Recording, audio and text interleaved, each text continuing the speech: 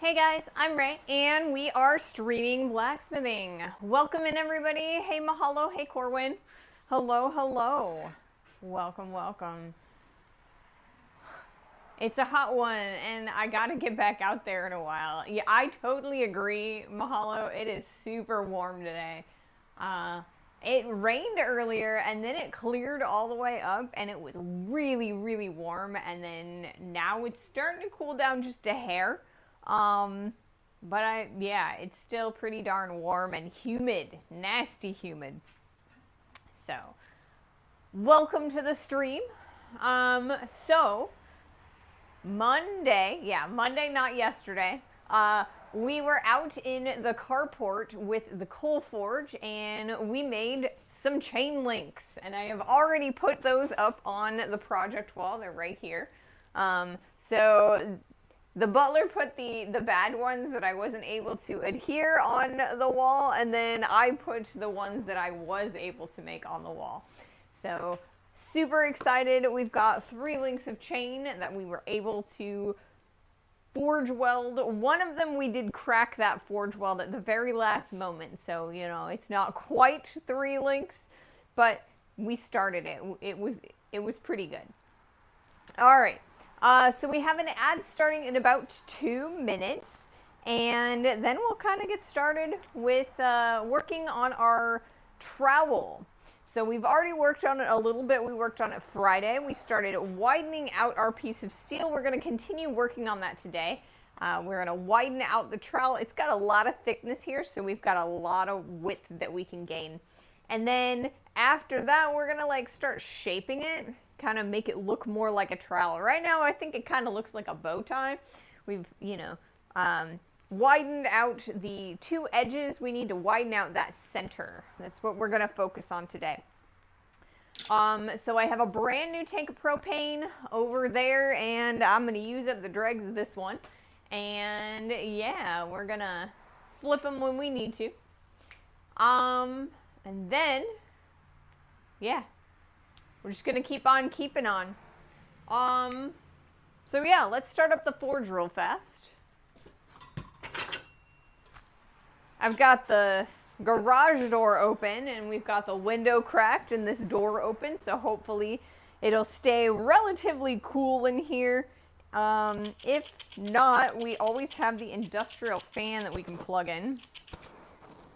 And then maybe I'll stay somewhat cool.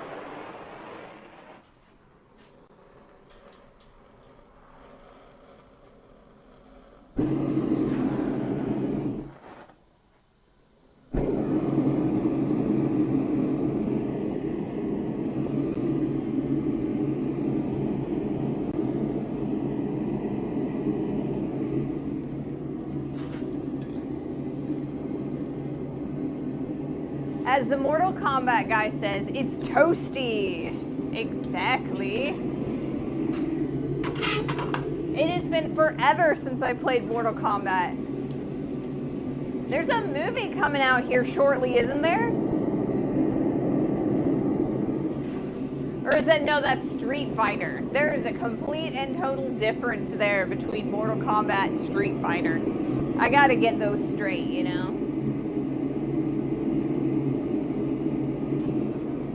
Alright, ears, so I can hear. Mortal Kombat movie is out now, I think. Is it? I thought maybe there is one out. I know that I was watching last weekend. We went and saw Mandalorian and Grogu, and I saw an advertisement for, I thought it was Street Fighter though. So I don't know, maybe there's a Mortal Kombat and a Street Fighter movie? I don't know. But yeah, we went and saw Mandalorian and Grogu last weekend, and it was pretty fun. There was just a lot of really cool scenes. Oh, Street Fighter is coming out soon. Oh, okay. So I guess I thought I had seen Mortal Kombat, so I guess, both. And then there's He-Man coming out too. I'm super excited about that one. It looks pretty fun. And I'm a big geek. When I was growing up, my grandma had satellite TV, the big old satellite dishes that you plug in and it would kind of realign with the satellites, you know, based on whatever channel you were wanting to do. And that was back in the day when Cartoon Network used to play old Hanna-Barbera cartoons. And He-Man was one of my favorites. I loved Space Ghost. I loved He-Man. I loved, what is it? There was another couple of them that were same in the same genre. You know, I also loved like Johnny Quest, you know, the old original Hanna-Barbera ones from like the 70s. You know, the classics.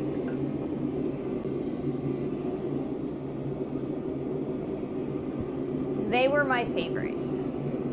Man, when they were back in the day, before Space Ghost Coast to Coast came out, you know, before Adult Swim on Cartoon Network, they actually had like this voting time on Cartoon Network, and you could vote for your favorite of the X number of Hanna-Barbera shows, and they were going to get a talk show, and I voted for Space Ghost, and you know, he's the one that got it.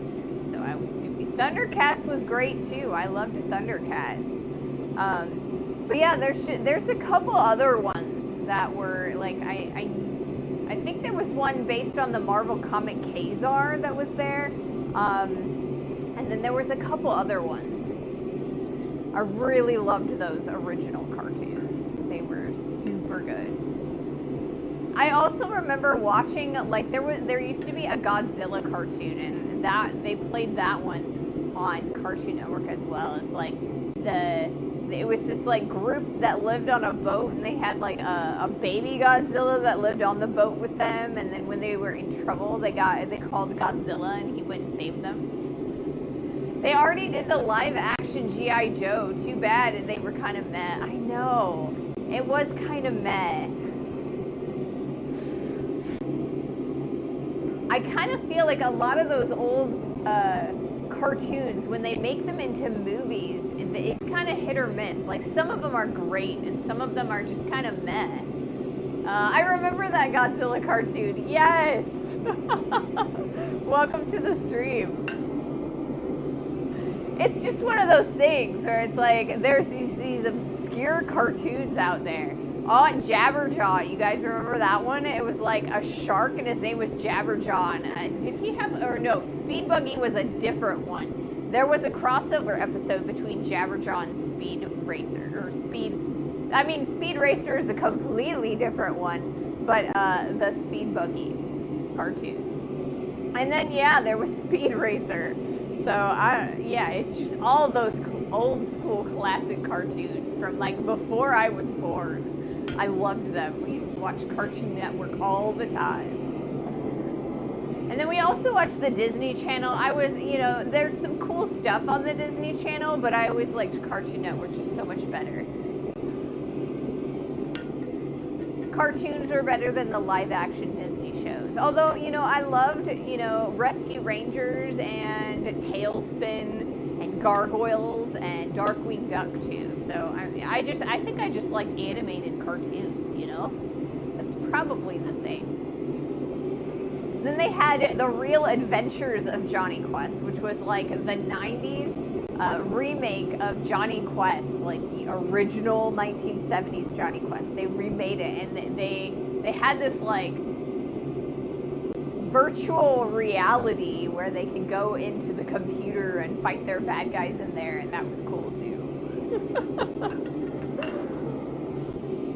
Classic cartoons. Dastardly and Muttley, yes. Dastardly. And then there was like, they had their own cartoon, and then they were also in, what was it, The Great Race or something like that, where it was like a bunch of different Hanna-Barbera cartoons, and they all smashed them together in this like a race. It was like Amazing Race or something like that. I don't know. I don't remember exactly. These were like, I watched them when I was like barely in grade school, but they were great.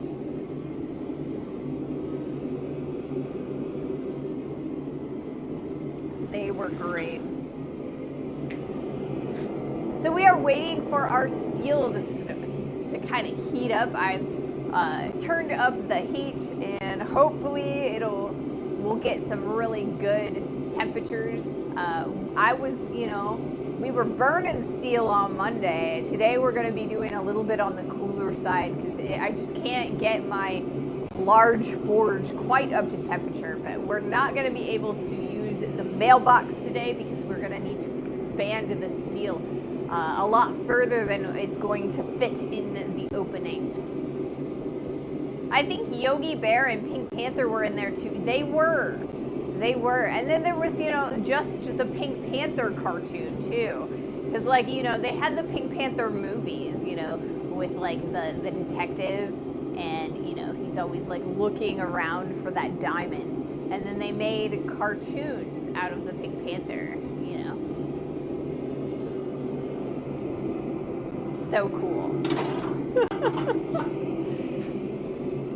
I've been looking for DVDs of some of those old school cartoons. Sometimes you can find them, but they're really hard to get a hold of. Walmart used to have the entire collections of some of those, and it's a little bit harder to find them. I think you gotta order them off of Amazon these days, if they even print them anymore.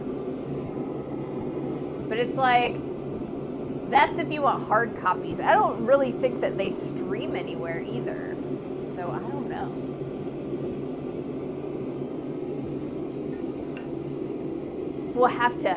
I'll have to track them down sometime. There were some really good ones.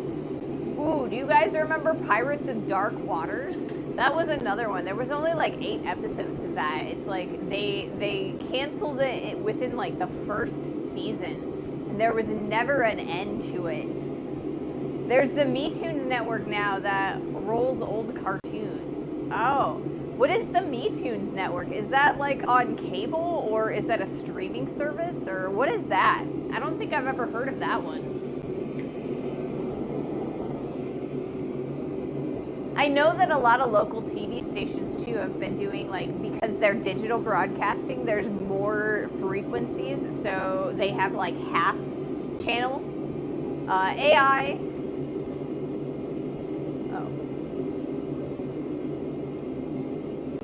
It's broadcast on the subband channels. Okay, cool. Yeah. See, I wasn't sure on because when the MeToons, it sounds like some of the half channels, there's a classic movie one around here, and then they also have this one. It's called, what's it called?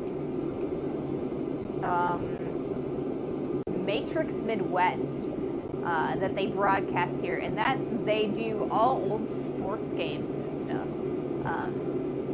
So after the day after the live broadcast of the Cardinals games and the Blues and stuff like that, they'll put the games onto Matrix Midwest, and the Butler is really trying to push that channel right now because that is associated with the Butler's channel. All right, we're starting to get some heat in there. That's good. That's really good.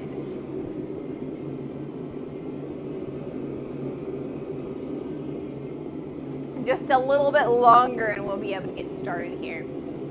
So I've once again got the cross-peen hammer, and we are going to be using this to spread out our piece of steel. We've got a 1/2-inch thick piece of steel, and we're trying to kind of spread that out, make it a lot thinner and a lot wider. I'm happy with the length of it, but we don't have the shape of a trowel yet either, so we need that triangular point at the end of it.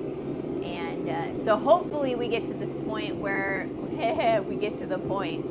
Yes, hopefully we get to the point and are able to shape this trowel at the same time. All right, so I think I'm gonna take the steel out. We're gonna kind of assess it, do a little bit of forging. Let me hit the record function on the closer cam. We'll do that. And let's see how much effort we can put, or how much work we can put in. Not a lot, I'm sure, because it's not hot enough, but we're gonna try it anyway. Oh, it's hotter than I thought it was.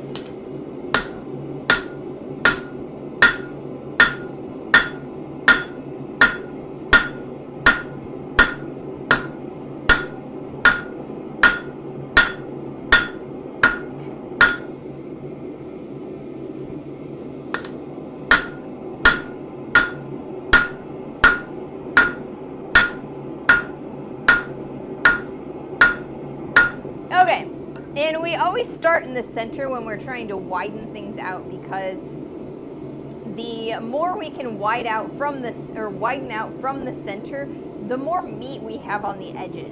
If you start with the edges, they sort of kind of crinkle up and get a little bit crispy, and then they start cracking. So we're gonna try and continue working from the center outward, because we definitely don't want crispy edges on this. Sometimes we do want crispy edges, like with French fries and things, but not with this piece of steel, not with this trowel. Ah! My anvil is a little bit too close to my post vise right now, so let's move it over just a hair. That way I have a little bit of a larger corridor. That also means that I need to recenter the camera over here.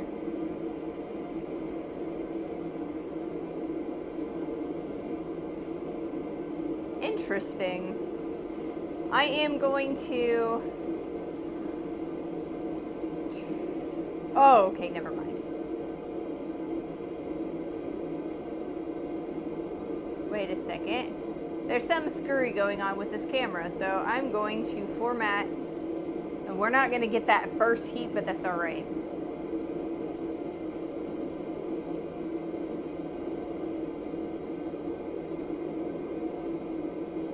Wyatt, okay. Interesting. I think we'll do all right though. Hopefully we get all of our stuff. Ooh, it's starting to get super warm, so I think I'm gonna turn on my other fan real fast. Apologies. We're just getting started, and I'm trying to like reset myself because we were out in the carport, so all of my gear was out there, and I had to like reset everything, move everything back in, and I haven't quite gotten everything just right, you know what I mean? I have this like, you know, everything gets like, there's an exact spot that I'm used to it being, and when it's not there, it gets a little bit, I feel a little discombobulated, so we're gonna slowly get there. Ooh, we've got fluffies coming from outside. Some of those like seeds that I don't know, like dandelion seeds or something.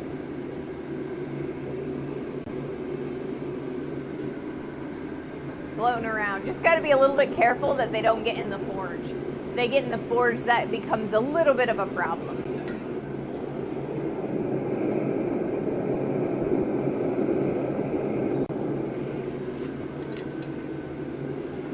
Cottonwood seeds, yeah. Cottonwood seeds. Ooh. So I'm super excited about making this trowel because I've been keeping track of my garden, and this year we planted green peppers, we planted tomatoes, corn, scallions, onions, and we planted garlic. And so I've been watching them, and we've got little peppers on the plants now. There's one that's like this big, and I'm super excited about it. I think we'll be able to start picking them in like probably sometime next week, and I'm super excited about that because, you know, it's awesome to be able to eat the things that you've grown, right? Nice, that was fast. It was. We've already got little flowers for the tomatoes too, so I'm super excited to see those. I'm also super excited about my garlic. It's almost ready, it looks like. So when I Googled how to tell when onions and garlic are ready to harvest, it was saying that the green stalks that come out of the ground, when they start turning yellow and fall over, that's when you know that they're ready to harvest. And so my garlic isn't quite ready yet, but some of the leaves are starting to go yellow and fall over. So I'm super excited about that. We'll have this trowel, hopefully, fingers crossed, we'll have it done in time, to dig them out.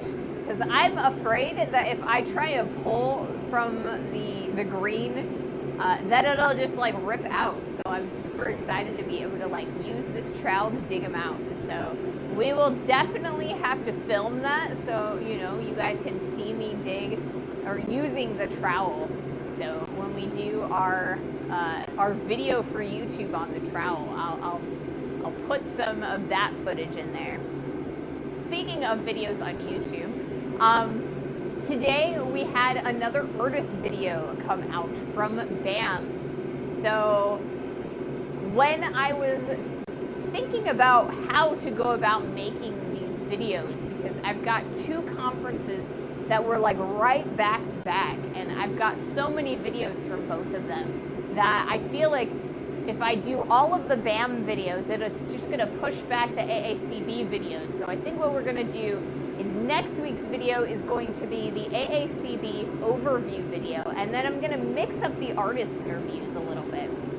So it'll be like some of them will be from BAM, some of them will be from AACB, and once we get Indy, the week after I get back from Indy, it'll be the Indie video, and then we'll start mixing in some indie artists. So hopefully you're excited to see those. We'll also be sprinkling in a few of our project overview videos as well. So I'm super excited to bring all of that content to you guys. We're going to be having artist interviews well into the summer. I'm super excited to show them all to you. It was amazing talking to all of these artists. Also, I have started a new playlist over on YouTube.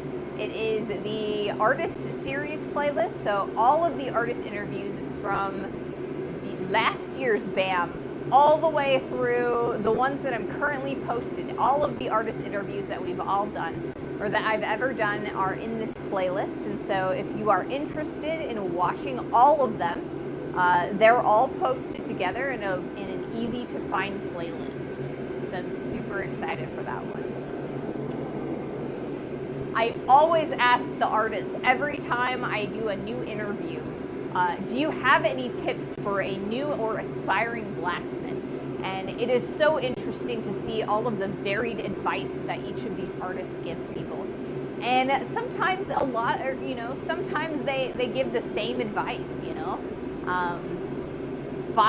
meeting new people and finding a mentor is a very popular piece of advice. So I'm super excited to put all of those together and in a nice playlist so you guys can watch it all. Okay, let's do another heat.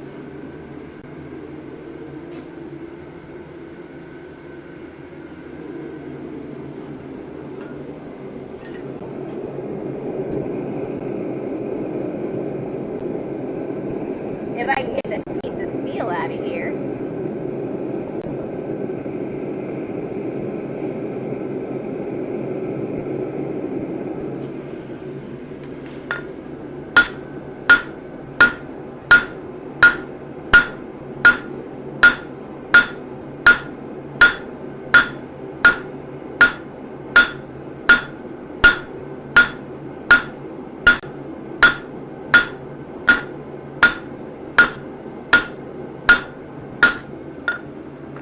Got to keep this nice and hot so that the steel is going to move really easily. We're flipping it over each time so that we can kind of get an even an even and flat sheet so that we don't end up with like a U-shaped dip in the center.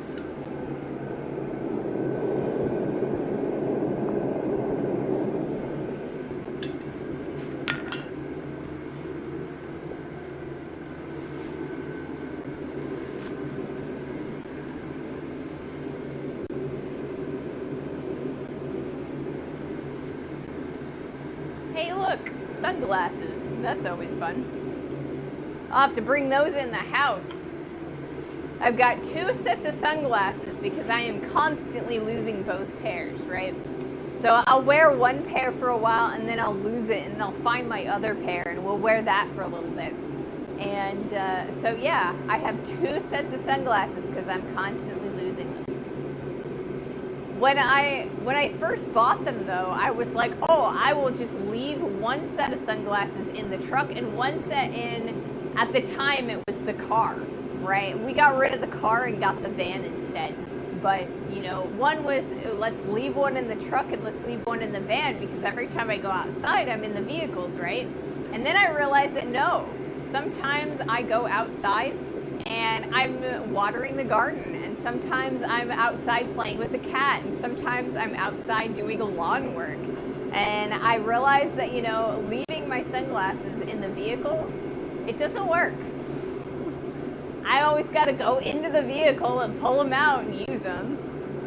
So now they just lay around on my counter or on my desk, and I lose them half the time, but you know, I've got a different set, right? I never lose these though. I put these in the same spot all the time, you know, right next to my desk, right next to my monitor. I always know where they're at.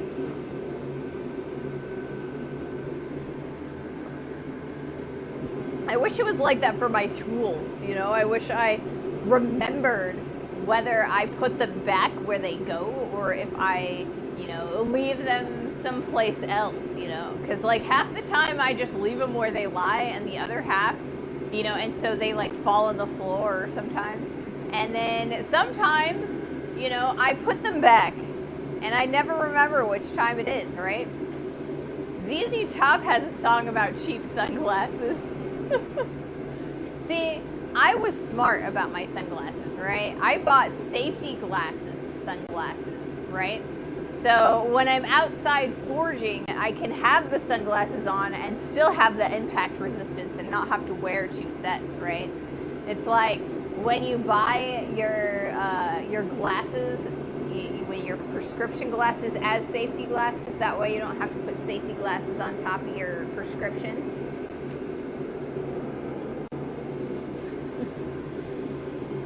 Yeah, I have a set of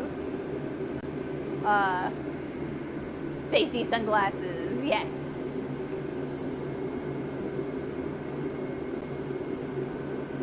There used to be this website that one of my jewelry instructors told me about where you could send this company a set of like frames without lenses in them or with lenses in them, and then they would put your prescription lenses in the frames, and you could turn them into safety glasses, you could turn them into safety sunglasses, or you could turn them into, you know, whatever you needed. And I thought that was neat. But I've always meant to get a pair, but I just have never done it. They work good while running the string trimmer, don't they? Then, like, the string trimmer is so dangerous because, like, when you, like, cut the string, then it just goes flying. You gotta be careful, you know?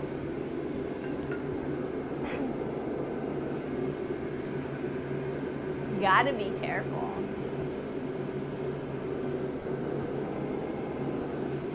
I also have a hard hat that has a screen in front of it, right?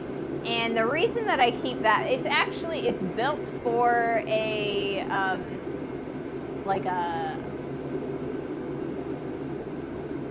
chainsaw, and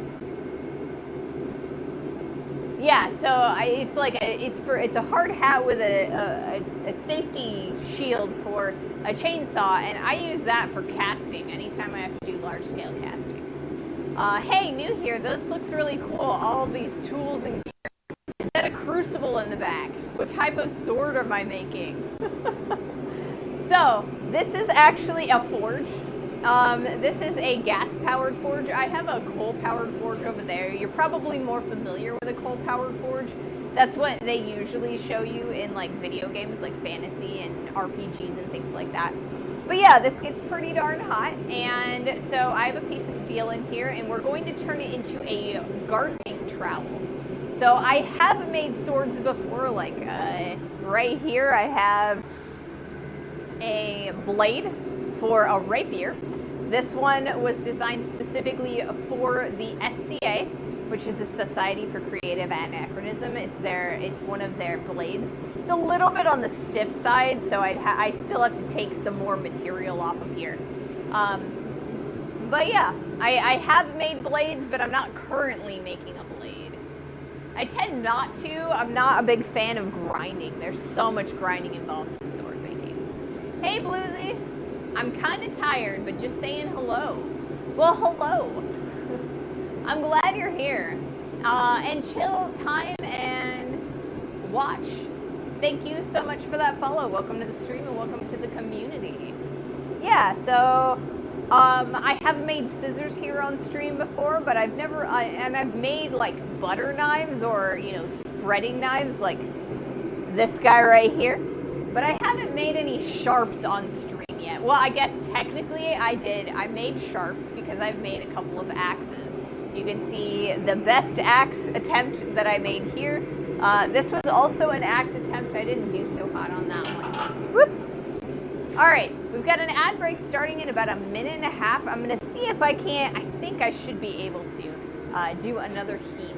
So let me do that real fast. Hopefully the tail end isn't cut off by the ad. Let's see if I can pull this out of the forge without burning the hairs off the back of my knuckles.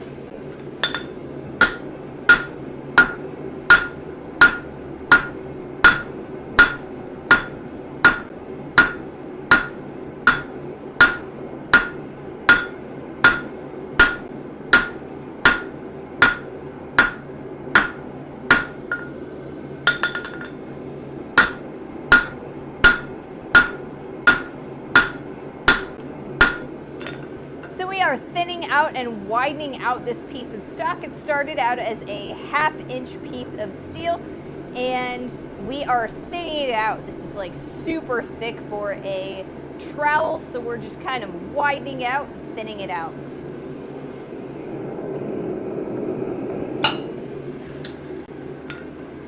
Nice. Hey, I actually was able to finish that before the ad started. I'm super excited. I'm being a little bit impatient with this in general. I seem to be pulling the steel out a little bit too quickly.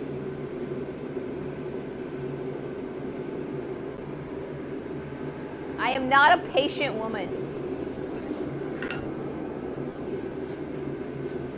All right, now that we've got an ad, I'm gonna move the camera angle. Move it over here. Let's see what we can do with this angle. If I don't trip first, you know, I love tripping over my cords. It's the best.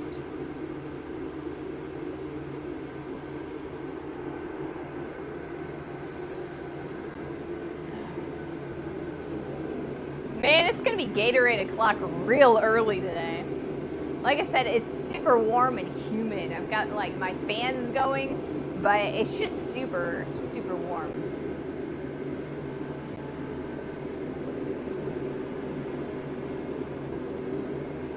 I might have to take a bathroom break in the stream today because I'm drinking so much.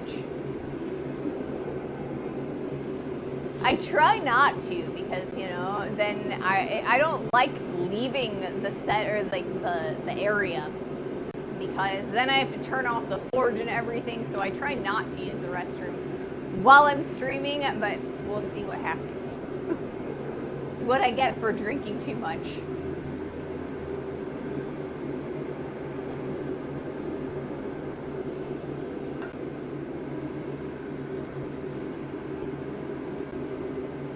Man, I don't know if it's trying to rain or if it's trying to be sunny. It's already rained a little bit today. I wish it would make up its mind.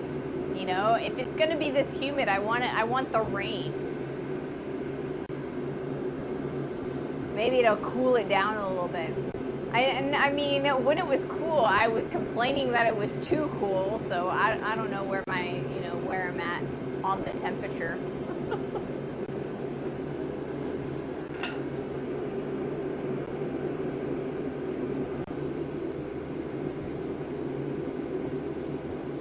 Alright, we are back. And we've got a pretty decent amount of heat, so I think we're gonna try another attempt. Not attempt, but another heat. Put that there. New camera angle.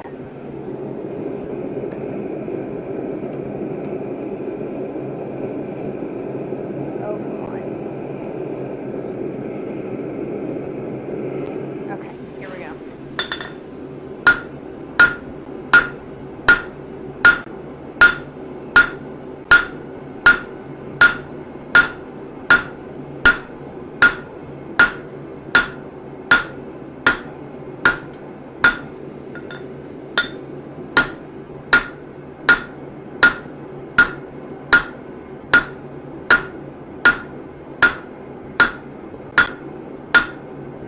Alright, I think we are going to flip this guy over again. That way we can focus in on this section of the steel right here. It's a little bit on the thicker side. I'm trying to even out the width all the way along. And eventually we're going to be flattening out the edges a little bit too. But for the moment we're using our cross peen to kind of stretch horizontally.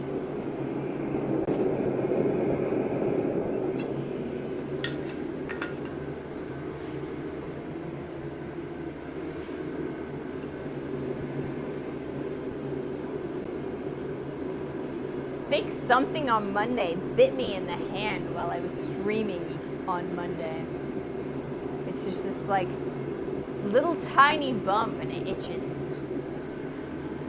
That's the worst part, you know, when you have a bite on like a joint or like, you know, a really commonly used piece of your hand or something. Gotta rake some hay, back in about an hour. Good luck with the trowel stretching.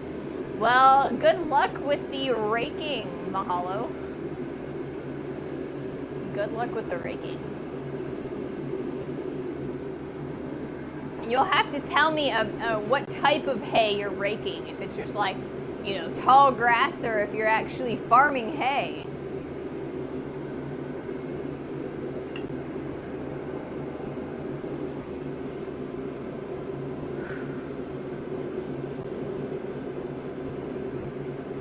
I woke up this morning and I felt like I had not even gone to sleep. It's super exhausting. I don't know why. I feel like these days I just don't get a good restful sleep anymore. It's just a grassy area around the outbuildings. Meadow hay. Okay. So, you know, still long grass, but, you know, not hay that you feed to animals.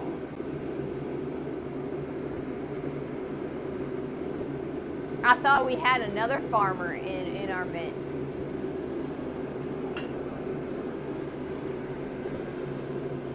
So, I had a piece of square stock laying around here, and I was going to use it for the handle of this trowel, and I'm not entirely sure what I did with it. Oh wait, is that it over there? I think that's it.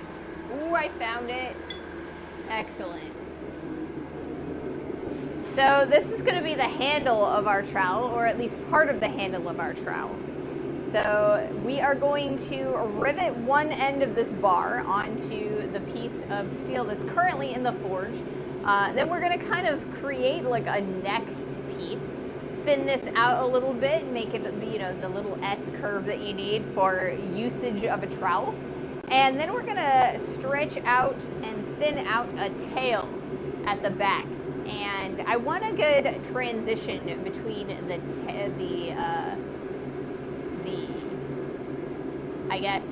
neck of the trowel, and I want to make a wooden handle, right? Because if we're going to use a trowel, we're not going to want to get blisters, and I think that a metal handle is going to promote blisters. So we're going to create a tang for this and kind of put it in there just kind of like a knife. I haven't decided if we're going to peen it on or if we're going to thread and screw a nut at the end. Everyone else on the Maker tab is sewing or something. This is the only channel that's interesting. I mean, I don't know. I think that there's some interesting sewing techniques out there. But thank you so much for that follow, Lunchbox. I do a little bit of sewing here and there, mostly because I also make armor, right? You know, we use the forge to make the armor. Like this is one of our pieces right here that I've made. This is the Mandalorian's shoulder, so you can kind of see like the mud horn over here. So in order to be able to use this as a piece of armor, I kind of have to have like a strap, you know. So you gotta learn a little bit of leatherworking, a little bit of sewing, you know, to be an effective armor smith. So, you know. If they can rake it in an hour, they have a tiny field. That's very, very true. But like Mahalo said, it's just around the outbuilding, so it's not a full field of it. All right, let's do another heat.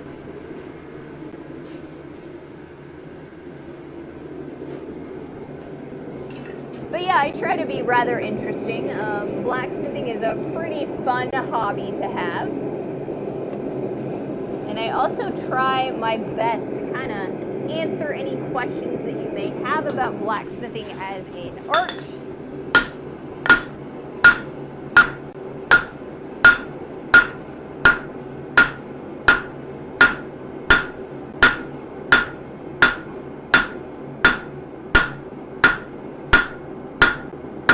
And what I'm doing with it.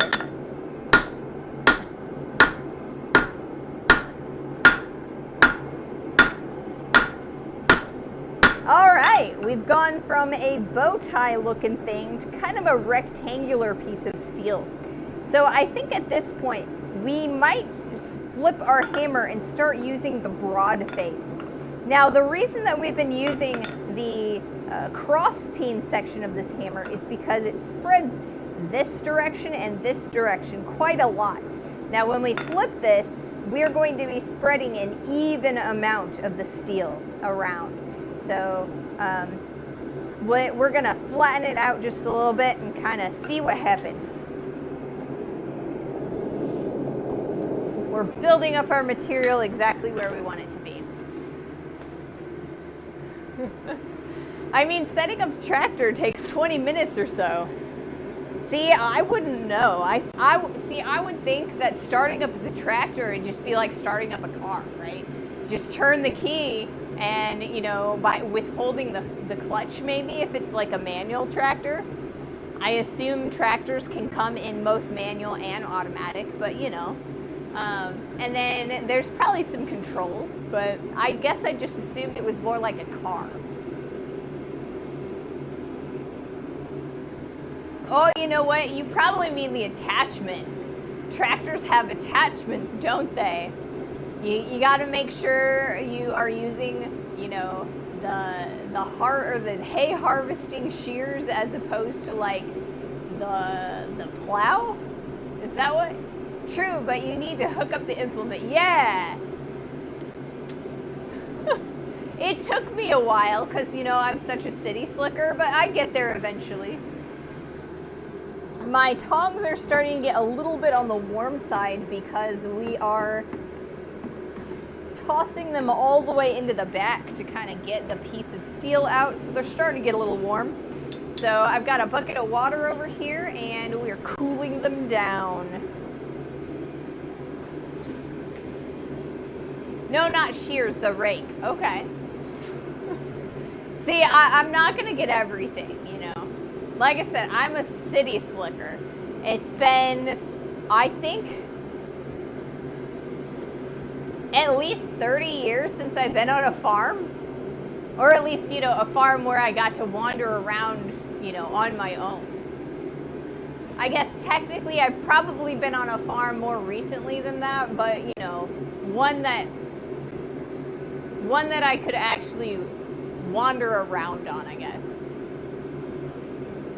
Also, grease up every point before using it. That makes sense. I gotta make sure that my air compressor and my bottle jack are nice and oiled up before I use them. I usually don't do that on stream though. I usually try and take a look at it before stream so that I don't have to mess with it. Because I've kind of got to jump over a few things and, you know, it's annoying to do. But it's kind of part of your tool maintenance.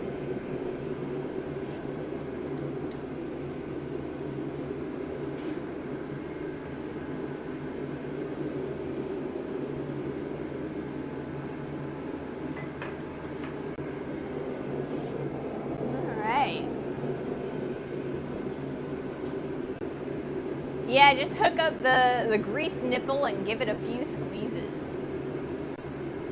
Okay. Alright. Alright, I'm gonna do another heat. And this will be my last heat on this view, this camera angle, and then we'll change our camera angle again.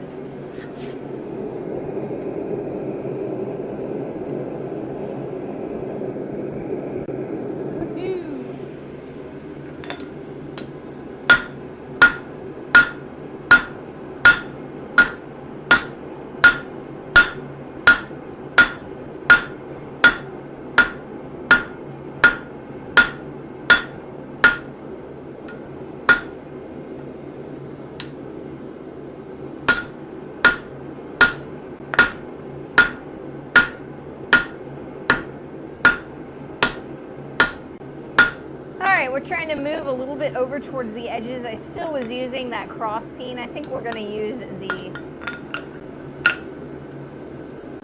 the broad end because I want to make sure that we're getting some flatness as we go. We're going to flip it too while we're at it.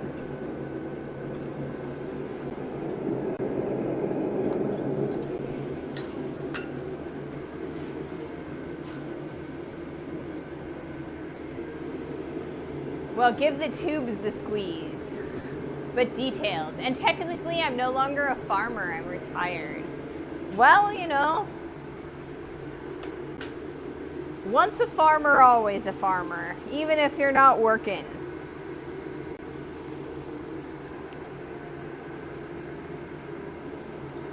Maybe not.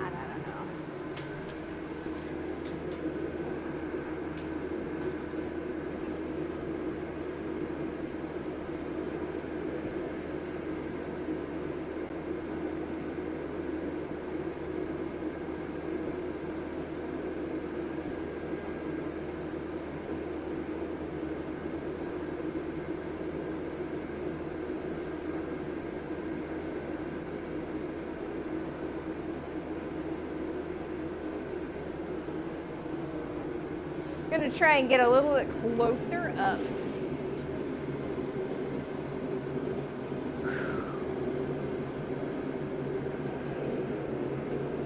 It is super hot today. I'm sweating already.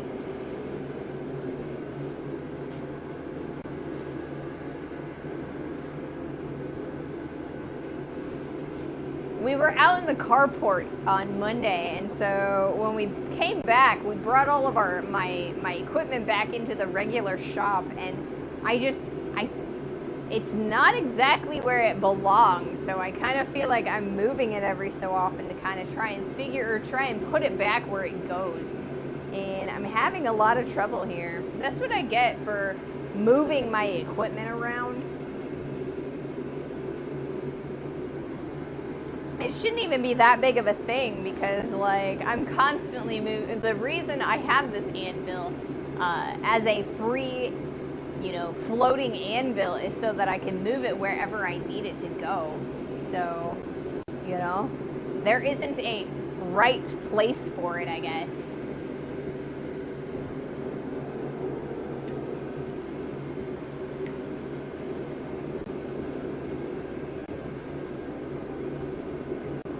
Gotta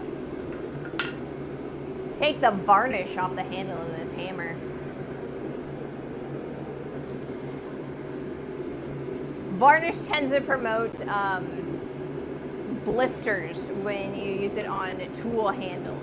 It seals it nice and so that the wood doesn't expand and contract from moisture or it rots or dries out or anything, but like the varnish itself, for whatever reason, I feel like it gives more, you get more blisters using it that way.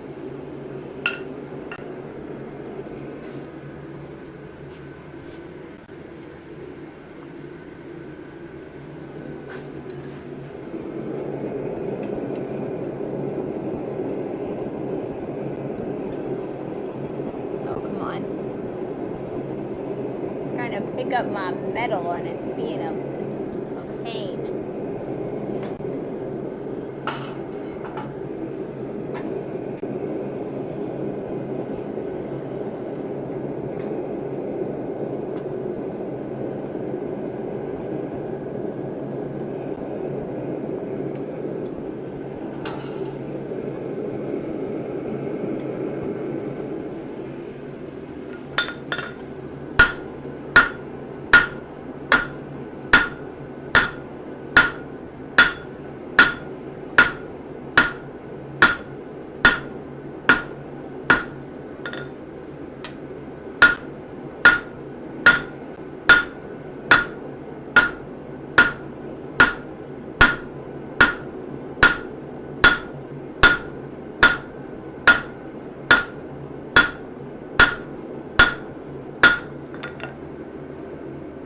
All right, so we are flattening this out. We're gonna end up having to go on the edges a little bit because we've got a bit of a twist in the edges. We wanna make sure that these edges are right angles and they're definitely very acute and askew. And so we want to correct that as we're going. So we'll probably heat this back up and fix that. It's a little bit upsetting. And upsetting is the process of hammering the material back on itself.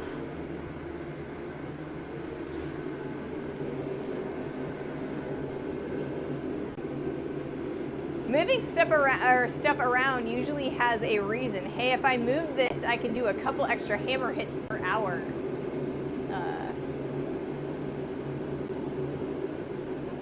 S/do/get, right?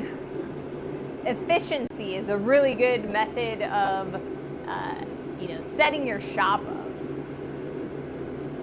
But oftentimes because I use the same backdrop and the same set for all of the different things that I do on the stream, if I'm welding, I can't have, I have to move the welding table over and the anvil out of the way, or if I need to use my swage block, or if I am doing a demonstration outside of the shop, not having it bolted to the floor makes it a lot easier to move the anvil.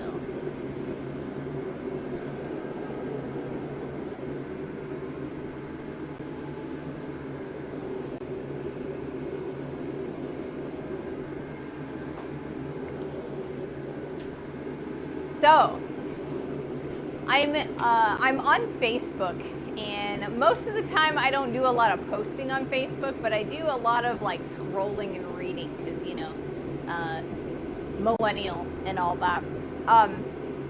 So there was I'm involved in a lot of blacksmithing Facebook groups and things. And so one of the groups, there was a question posed, how tall do you want your anvil?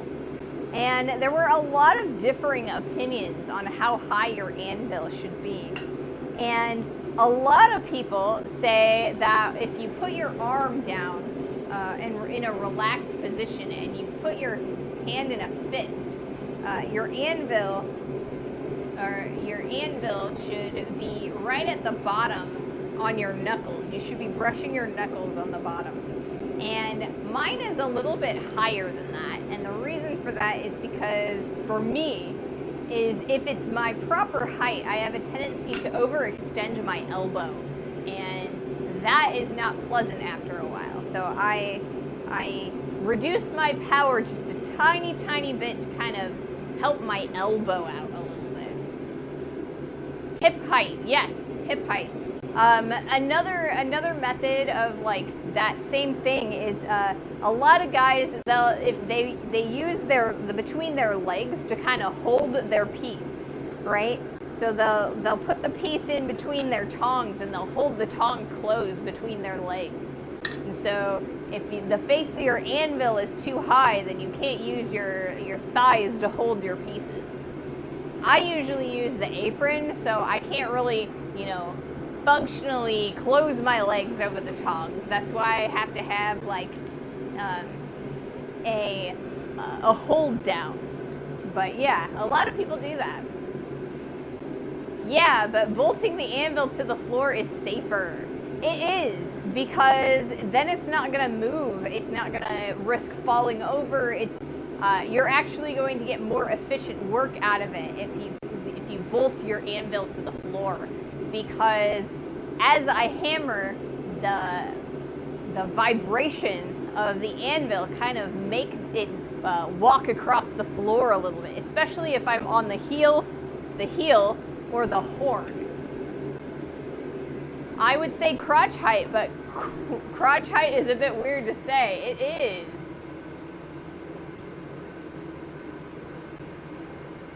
It definitely is. But yeah, that's a lot of people put them there, you know, so that they can use their legs to kind of hold your pieces of steel. And see, that's also why I did not say it. Yeah, because the auto mod pinged it, so I accept it. It's fine. All right, let's do another heat. But yeah, it's kind of a personal preference thing on anvil height, but my personal preference is just above my knuckle height from a relaxed fist position.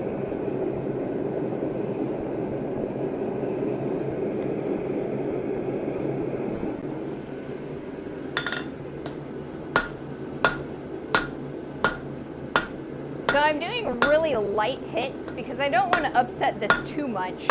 I just kind of want to crisp up my corners and make them bright again.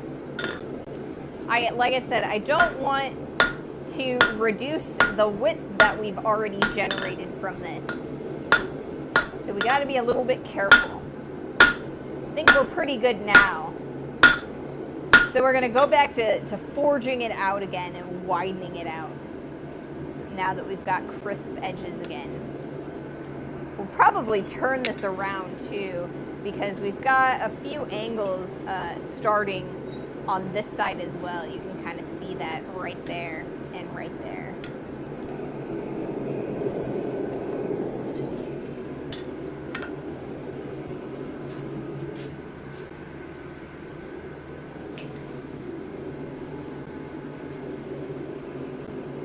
It wasn't sexual at all. Of course, as a farmer, the anvil of my vise is used on my hitch on the tractor, so you can change the height quite easily. Yeah, it makes it a lot easier. There's a lot of farriers out there who will put their anvils on their hitch so they can like spin it out and stuff. It makes it a lot easier for them to keep their setup nice and mobile.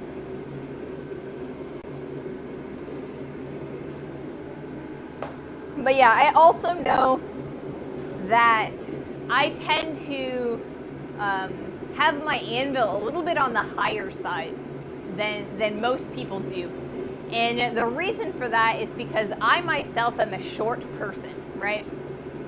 But when I learned how to blacksmith, I was learning in other people's shops. And most of those other people were fairly much taller than I was. So when I learned on their anvils, they had them set for them. So I was short for the anvils. So the anvils were high for me. So I got used to high anvils. So it does reduce the power a little bit, but I'm more used to it and more comfortable with it. Different hitch. Tractors have a 3-point hitch, most anyways. Oh, okay. Like I said, I'm a pretty big city slicker. The tractor that I am most familiar with, because it was my grandfather's tractor, was like this, like, I don't know, maybe it was like it had to have been like the 70s or something. It was like super duper, like old. It stresses your body as well. What, having it too high or too low? It definitely stresses your body if it's not positioned correctly for you. If it's too low, then you're like sitting here like this, and it screws up your back. If it's too high, then you're not getting your full power, and it's going to come from your shoulder, and then you're going to get a very injured shoulder over time. Yes, both. Yeah. So that's definitely something that I always take into consideration when I am getting new anvils and new stands for my anvils. It's just how high I want them to be. Now, if I'm doing a striking anvil, and a striking anvil is so that you have like two or more smiths, and like one of them or more of them are using sledgehammers and they're doing a full strike, like above their head and down, then I want my anvil much, much lower, because at this height, if a striker were to use this anvil, it could pop up and hit them. So you want a much lower anvil if you are using a striking team than if you are solo smithing.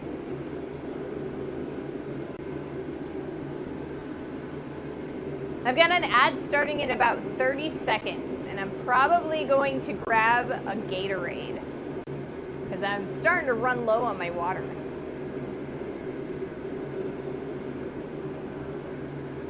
Or I just finished it.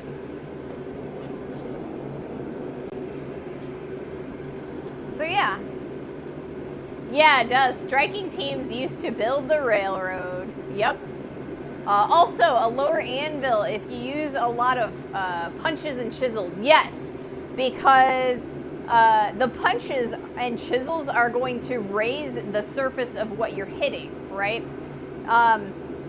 So the distance between the top of your chisel and the bottom of your material, I oftentimes, if I'm on a chisel, I'm hammering up here, and that's really uncomfortable after a while on the shoulder. So you want like a lower anvil for that too. So honestly, if you can afford to have multiple stands or multiple anvils on stands, then you can have like a variety of heights for different purposes. Evening Sandwich, welcome to the stream.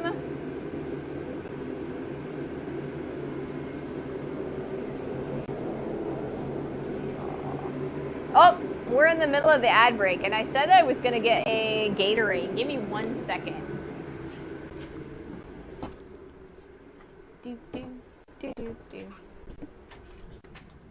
We got red Gatorade. Apparently, colorblind. I don't think there's a such thing as red-blue colorblind, But it's blue, not red today. I thought it was red. I think we actually drank all of the red on Monday. So I thought there was red in there, and it's only blue. Evening sandwich. Blue Gatorade. Alright. Let's do another heat.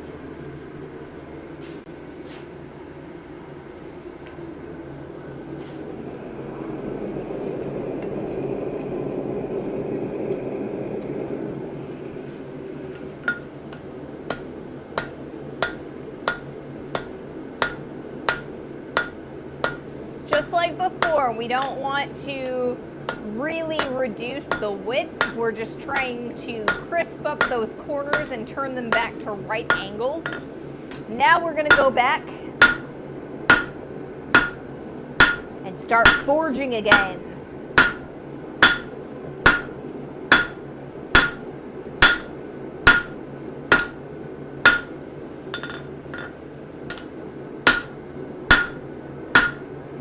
All right, more heat.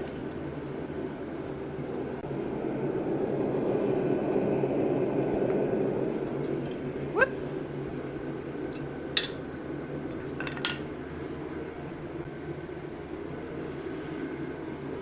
Alrighty, I think I'm going to change the angle of this camera again.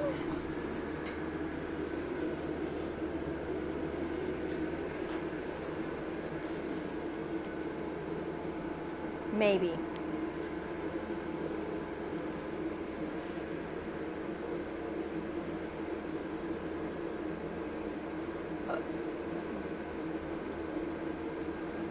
I think I got a case of the hiccups.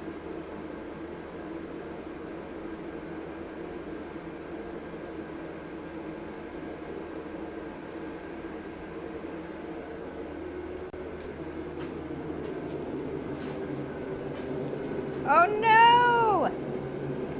Check it out, guys. Check it out. I've ripped a hole in my apron. You know where this is? This is exactly where all of those sparks, when we were cutting with the angle grinder, were spraying. So it didn't set it on fire, it just kind of sandblasted it. I'll have to get another apron or patch it, one of the two. I think I've got some leather laying around. I might be able to patch it. I was surprised you didn't set it on fire, right? I mean, I have burned them before. My last apron, I had a giant black spot where I had burned it. And so, yeah, it just set it, or it didn't set it on fire. It just kind of sandblasted it a little bit. One of these days, I want to get a really good apron from one of the leather people that attend the blacksmithing events. I would love to get a really good one.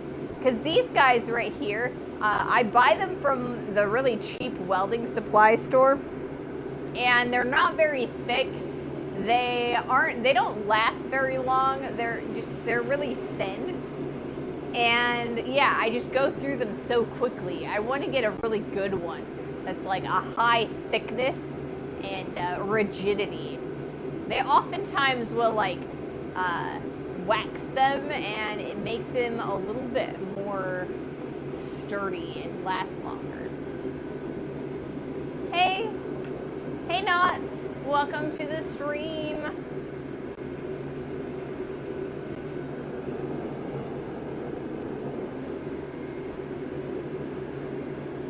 I am gonna do another heat.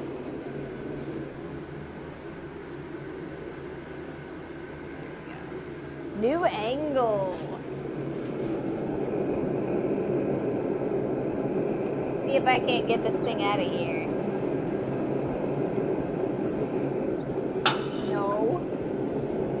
No, you cannot, Ray. You cannot get your metal out of the forge because you know why? It's gotta be difficult. There we go.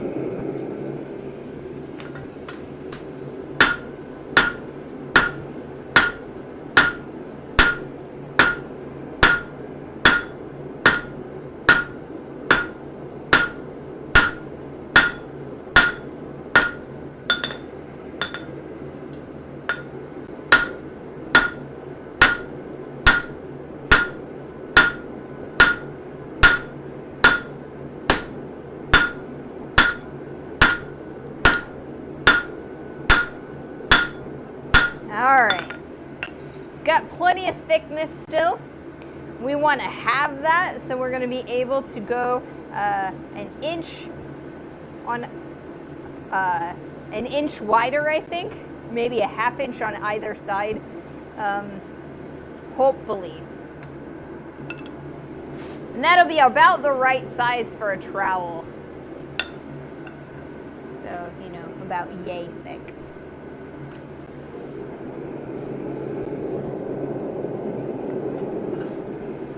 Once we even everything out, we are going to, I don't know what I just did. We're trying to do that.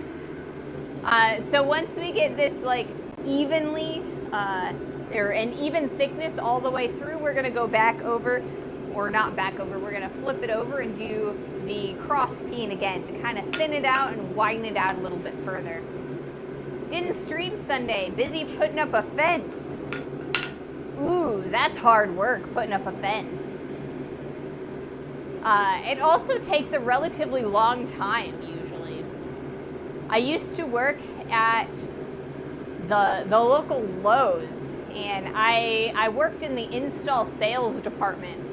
So when the Lowe's is the hardware store or whatever, and you can like buy toilets and carpet and fences and things like that. And you can hire contractors in store to install it for you. And so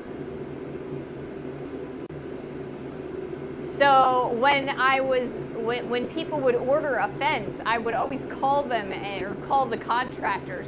They were backed up for months and months. So it's like, if you didn't get your fence in like early spring, you wouldn't get it up until late fall. I take offense to that because you didn't stream.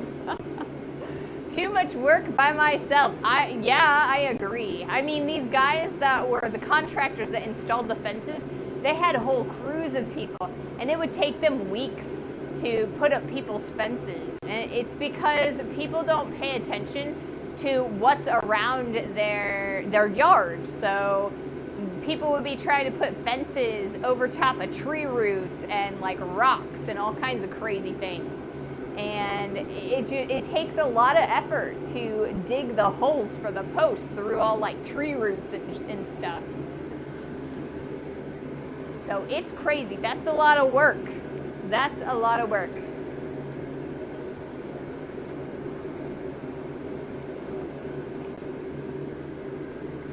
This weekend, I'm gonna try to make a die for the thingy we made last week. The thingy. The guillotine shear, or I mean not shear, the guillotine tool or the blacksmith's helper that we made last week.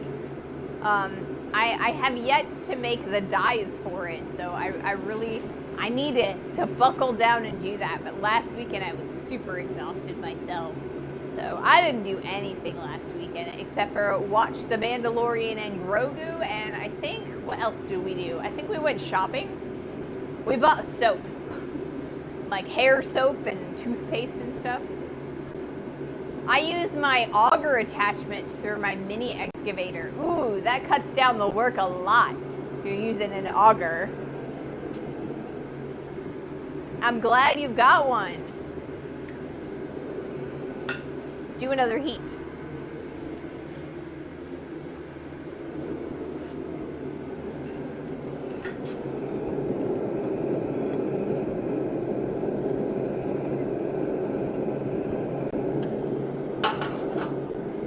Every year the butler keeps talking about a lawn tractor. And every year they turn out to be too expensive for us to get them. But I think that it would be really cool to have one that had like an auger attachment.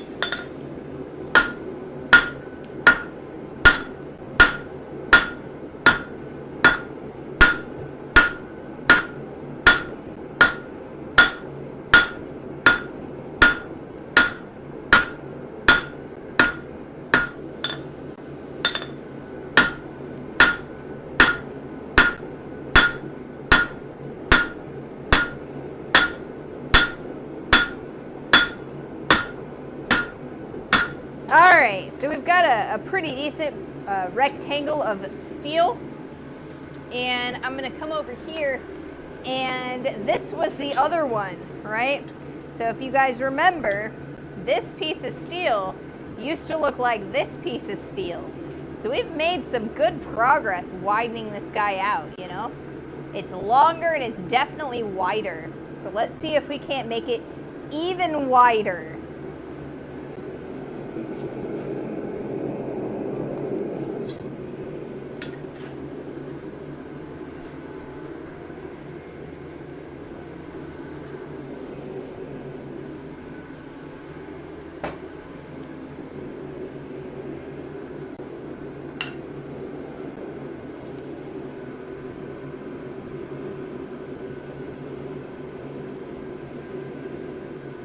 Why not use a cross peen?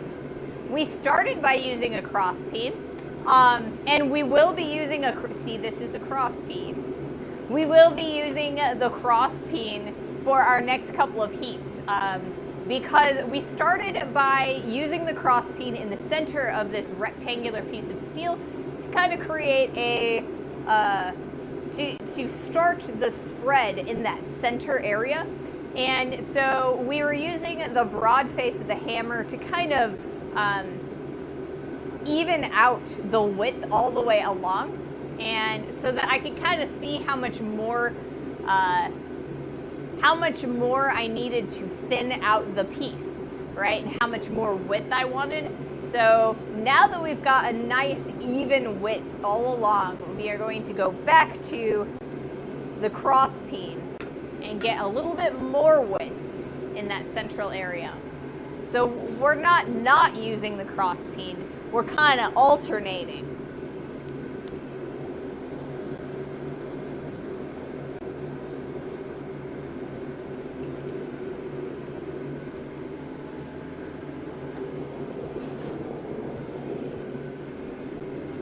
Use them both.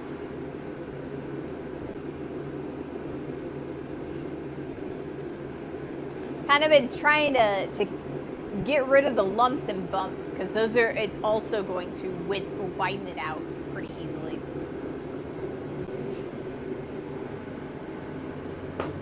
I don't know why I picked out the water, because there's no water in there.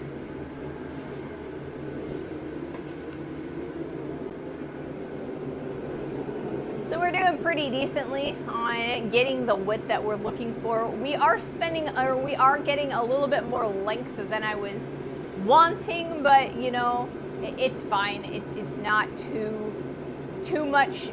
We're getting a lot more width than we are length, so that's pretty much what I wanted to see. And we'll get rid of a little bit of that length when we start. Because I'm thinking that we're going to end up cutting some of the shape. So we'll lose a little bit of length that way.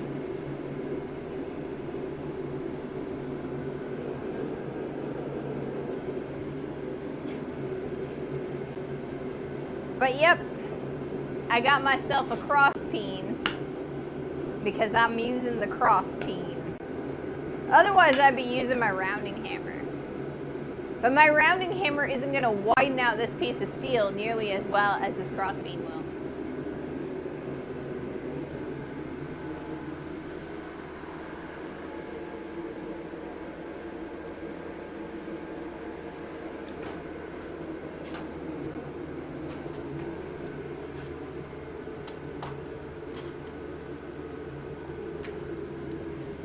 Ooh, it's so much cooler out in this hallway than it is near the forge. But I feel like that's pretty self-explanatory as to why that would be.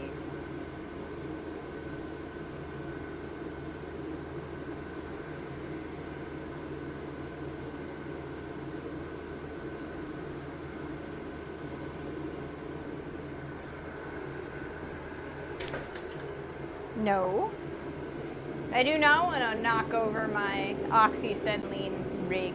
Gotcha, yeah. We use them both. We use them both. Alright, let's do our next heat. and we're going to use the cross peen.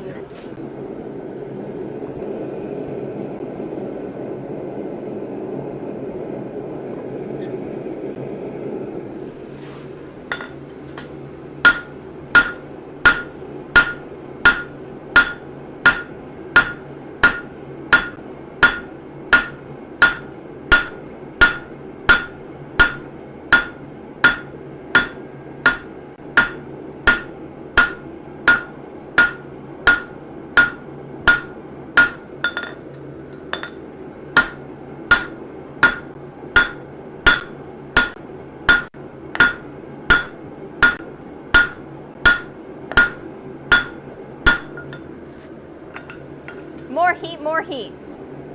We are now at the point where it's going to take a lot less time to cool down our steel.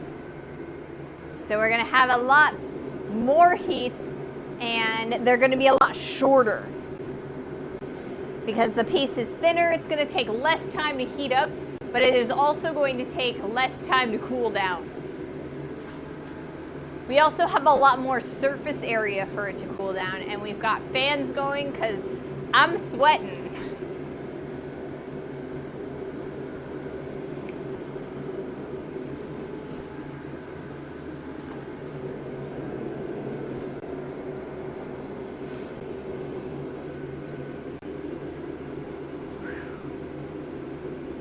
But yeah. I've been kind of wondering if I wanted to try and use my press to get a little bit more, but I think we're thin enough now that it's not going to be quite as useful as just hand hammering on the face of the anvil with the cross beam. And I think that's probably the way to go, is just to keep on keeping on with the hand hammer.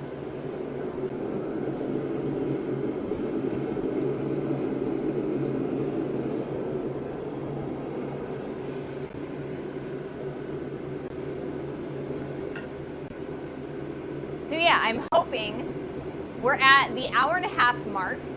So we've got an hour left in the stream, and I'm hoping that we can get all of the trowel widened out so that we get to the point where we can either cut it or shape it. We're probably gonna cut it because if we were gonna shape it, we should have started doing that a lot sooner. So we're gonna widen it out, I think, and then we're probably gonna cut it, and or cut the shape of the blade out. And then I'm hoping that Friday we can start working on the handle. So like I said, I've got this lovely piece of steel here. We are going to create a neck and a flat section so that we can rivet the trowel blade onto the handle.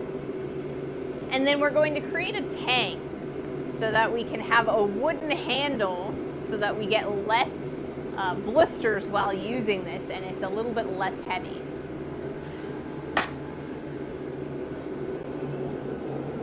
So I'm hoping that we finish this guy on Friday or on Monday. It'll probably be Monday because I'm gonna want to clean up the transition between the neck of the handle and the actual wood part of the handle. So I want to broaden that out, and I'll probably end up using my blacksmith helper or my guillotine tool to get that nice and clean. But I gotta make a good die for it. So I'm hoping that it works the way I think it's going to. All right, let's do another heat.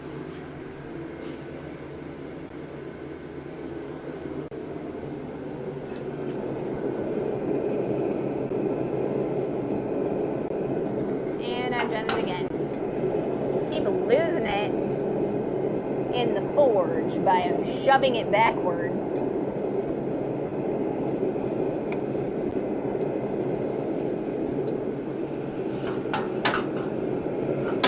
Whoopsie, my forge is pretty deep.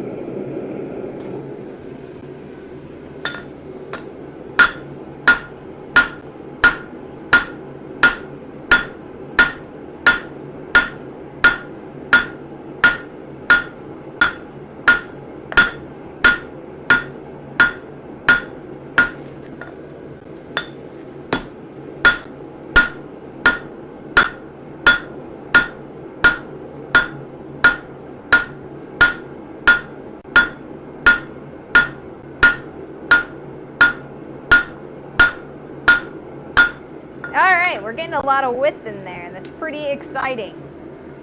We're gonna flip it around and get some more width on the opposite side.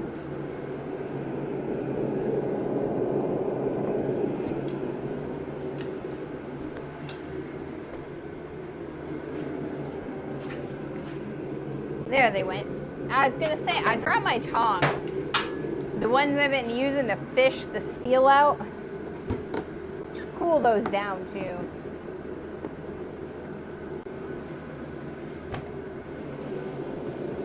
Stick them here.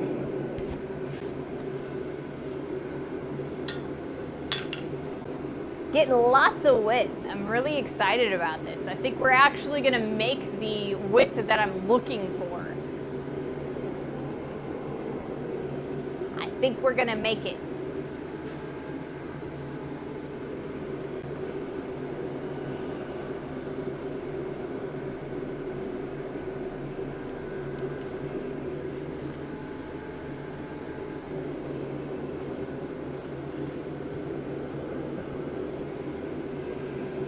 So I'm making this trowel specifically so I can dig up some garlic and onion bulbs. We have a garden out in the back, and I've got some onions and some garlic planted in there.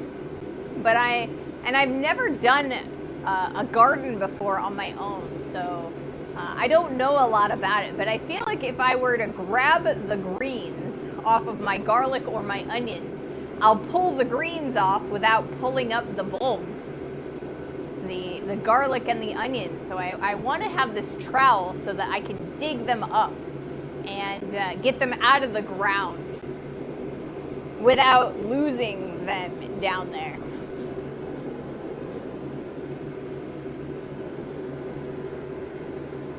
So I'll put some footage of that in the edited version of this project.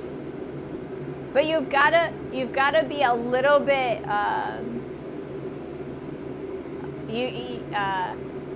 so I don't know anything about gardening, and so I didn't put any like gardening paper or anything to like prevent weeds from sprouting up. So a lot of like grass and clover has started growing in the patches.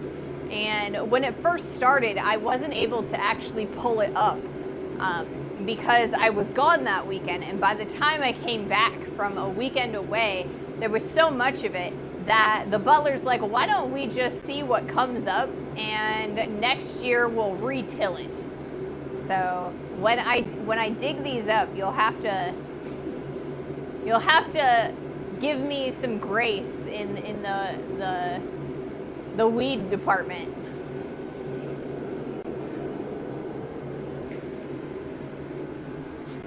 Let's do another heat.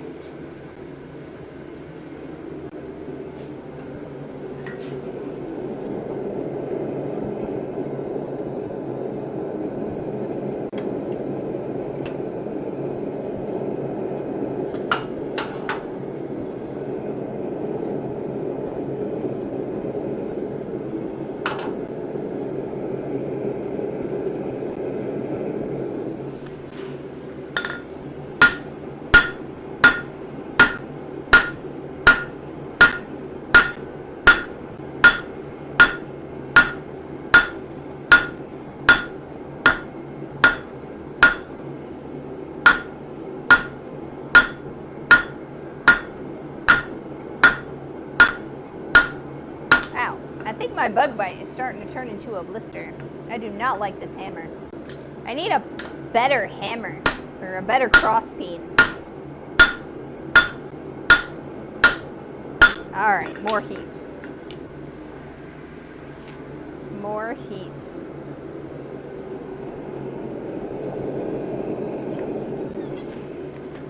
Or at least to handle it better.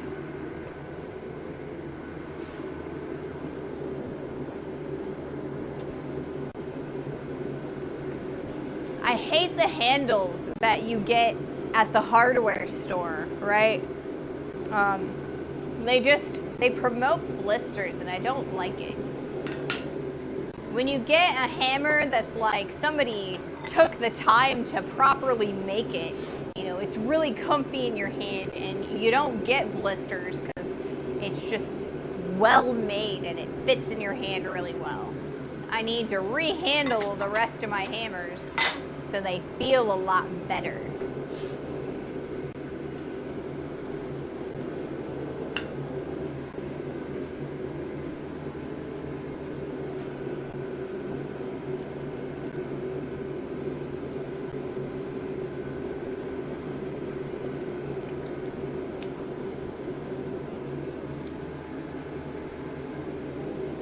So while I was at the AACB meeting, or I guess the conference,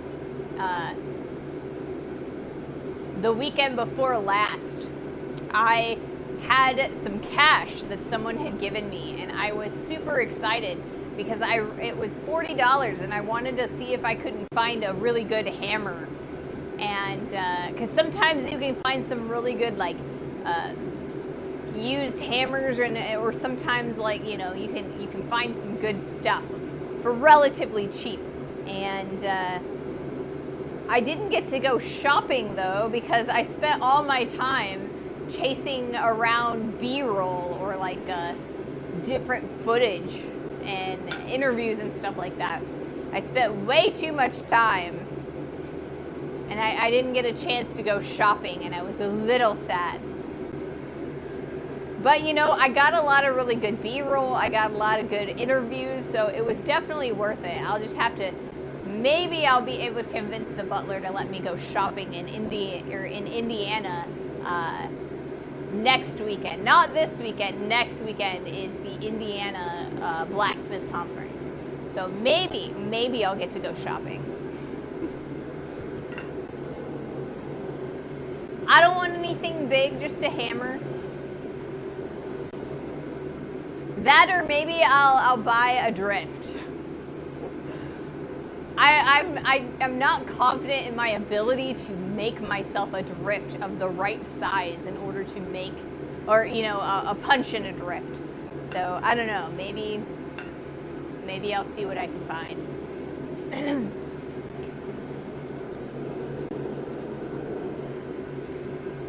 So I got an ad starting. I'll be at the Blade Show in Atlanta when you're in Indiana. In Atlanta, that sounds like fun, going to a Blade Show. But yeah, I'll be in Indiana, not this weekend, but next weekend with the butler, and we'll be interviewing some blacksmiths and hanging out. And maybe I'll see about watching or getting in on a class. I would love to get in on a class, but we'll see. I might have to wait until Quad State to get in on a class.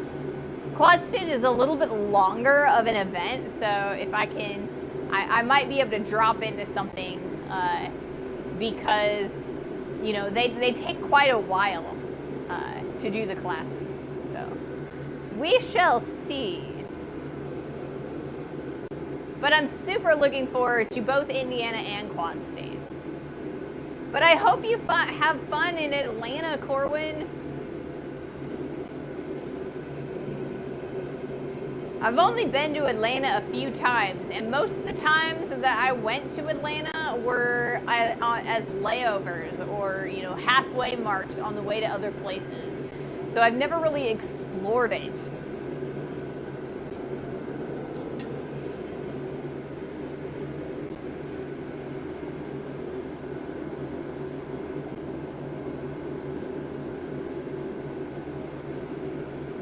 Alright, we is back. Let's do another heat. This will probably be our last heat on this camera angle.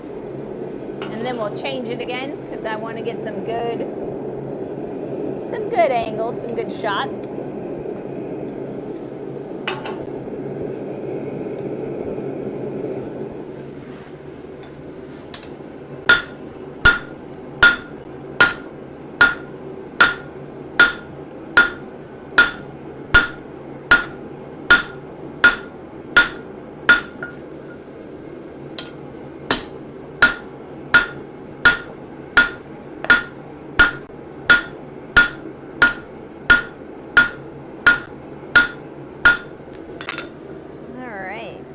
we doing on that?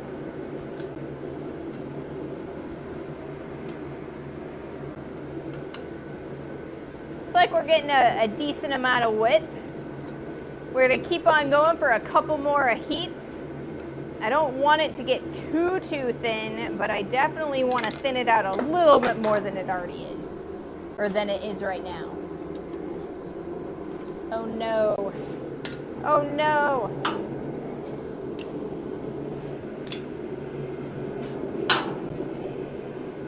White jaw tongs. Everybody needs a set.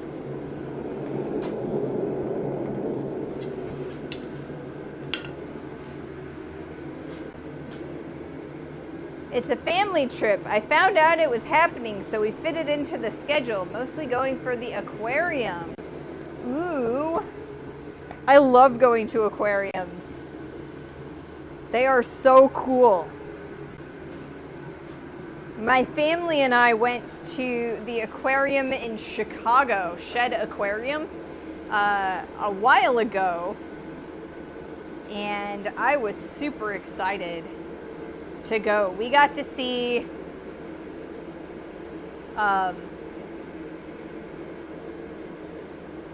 sea anemones and clownfish, and we saw jellyfishes. Jellyfishes are so funny. They're all like clear, and they have these like, the way they move, it's just like, oh, it's really cool.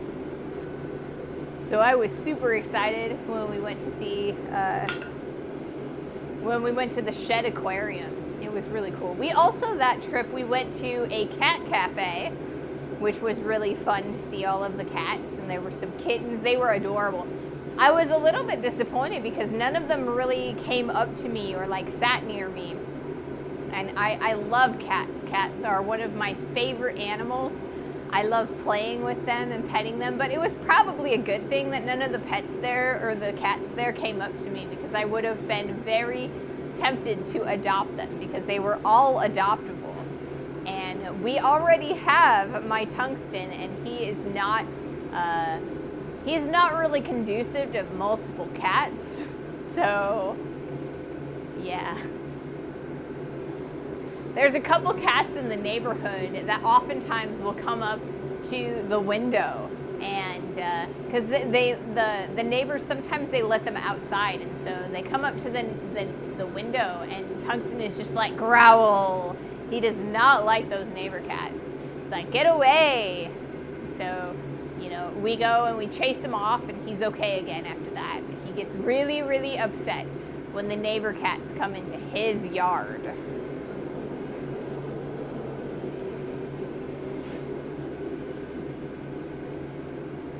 It is starting to get real dark. I think it's going to start storming at some point in the near future. If it starts storming too badly, we might have to pack up a little bit early today, but we're about 45 minutes away from the end, and I think we're pretty safe. It doesn't look like it's going to burst out at any moment or anything, so I think we should be good. Alrighty. Do another heat. We're gonna go over here for the inset today. Or I mean on this angle. Not today, because you know. Oh, come on, get out of there.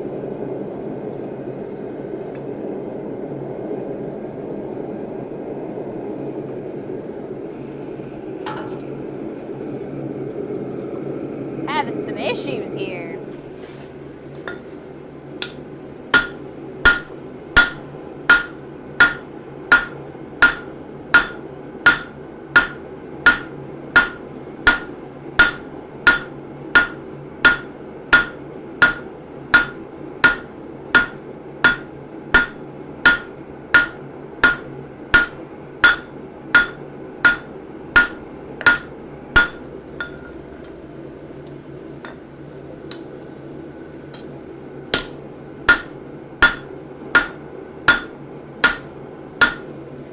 More heat, more heat. But first, let's kind of compare. You look at that, woohoo! We're almost at twice the width. That's really nice. I'm pretty happy with that. We're gonna heat up, we're gonna do one more heat with the cross peen on this side. We're gonna do a couple more heats, and we're gonna flip it over and do a couple more heats on that. And then we will finish off with the broad end of the hammer on those edges to kind of shore up everything.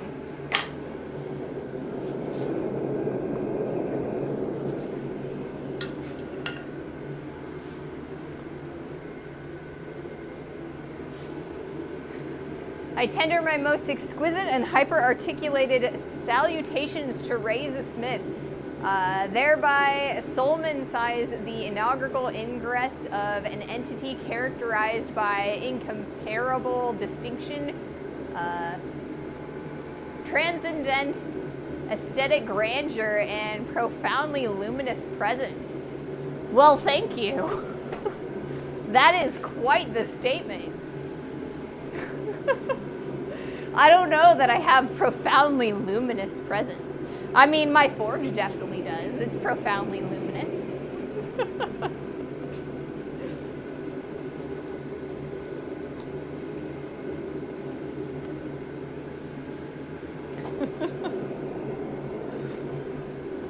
But I don't know. I'm kind of a beginner smith, so some of those descriptions are a bit above my pay grade, I think. But welcome to the stream. I hope you're having as much fun as I am. I'm constantly learning new things, and I'm constantly teaching myself, and hopefully you guys as well.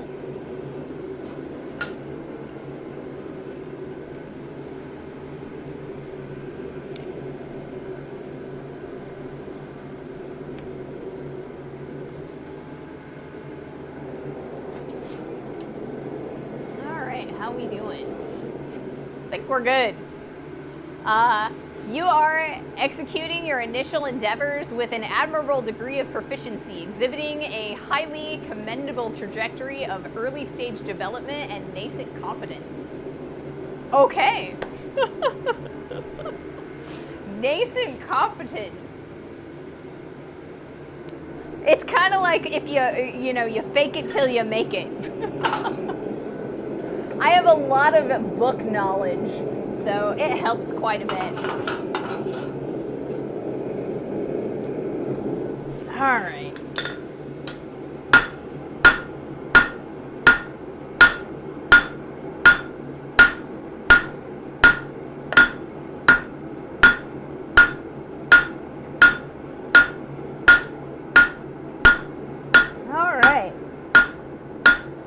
I'm pretty happy with the amount of width that I'm getting from there.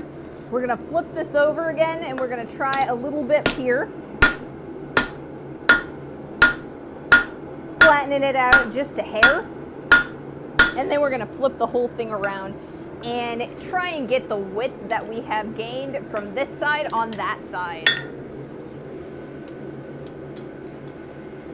We kind of got a bow tie going on. We want to make sure that everything is nice and parallel on the bottom and the top.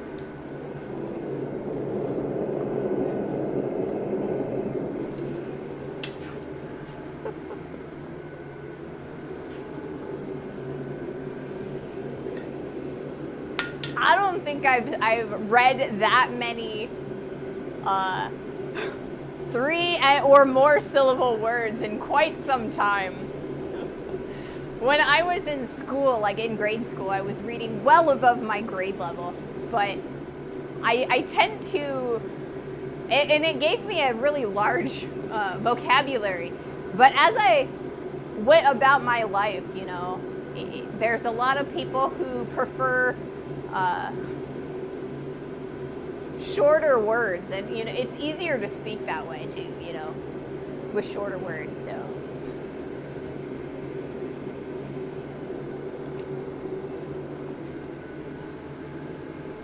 I'm a little rusty on my definition, so if I, miss one or two, I'll have to look them up in the dictionary or the thesaurus. later on after stream.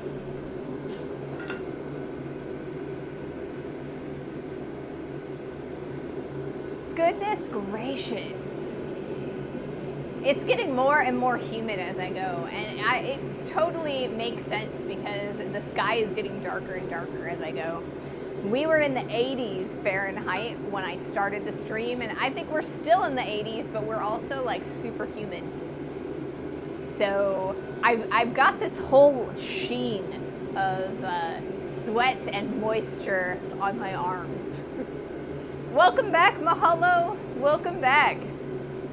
We've made quite a bit of progress. We have almost doubled the width.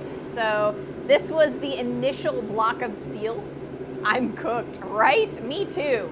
I've got like a sheen of sweat across my entire body. I'm gonna have to like take a cold shower after this. So this was our initial amount of steel. So it was a 1/2 inch piece of plate. It was about 3 or 4 inches long and about 1.5 inches wide. And so we've kind of doubled our width. And we've also gained 1 inch to 2 inches on the top and bottom. So we're making some really good progress. I want to make it a little bit wider. Right now we're going to be evening out the piece. We've got one side a little bit wider than the other, and so we want to make the sides parallel again.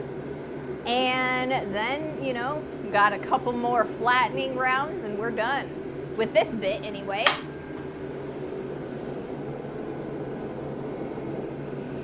I'm not going to curb the shovel until after I have cut the shape and after I have put the holes for the rivets in, I think. Let's do another heat. So once we get this nice and the right width, we'll start working on the handle, I think.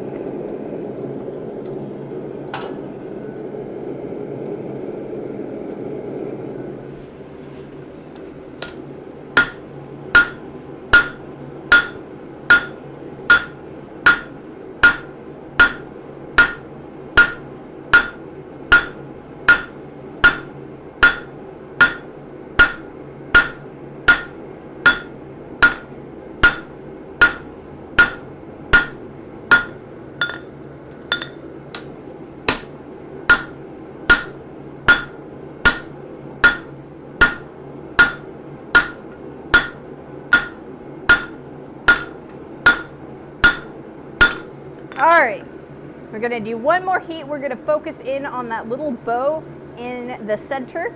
Because we got a bow tie, we want parallel edges. Then we're gonna go with the flat of the hammer and even out the entire width of it, and we'll probably leave it at that. It's a little on the skinny side for a trowel, but not too bad. Not too bad. Oh, it's raining.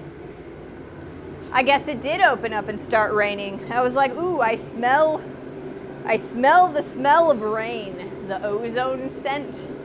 Or I guess there's a name for it. What is that name?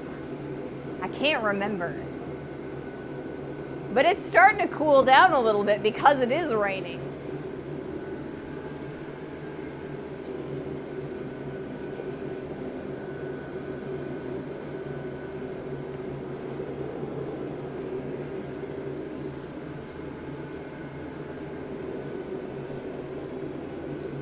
I think we got about 5 heats left. So we're gonna do one for that center, and then we're probably gonna do about 2 heats on either side with the broad face of the hammer to kind of flatten everything out. So I'm thinking about 5 heats left. We'll probably try it. We've got plenty of time to do them too. So we're gonna continue until we've got a nice flat surface for the blade of the shovel.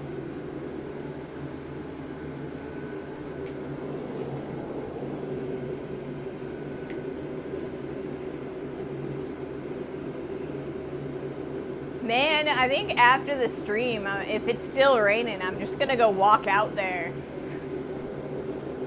It looks really nice. It's not like really pouring, it's just that nice summer shower, it looks like.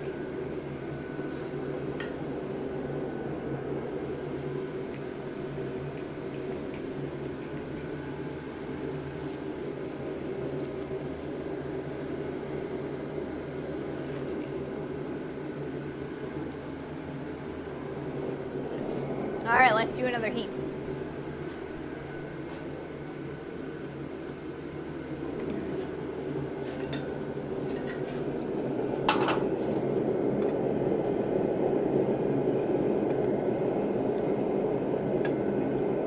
If I can get the steel out of the forge, guys. If I can get the steel out of the forge.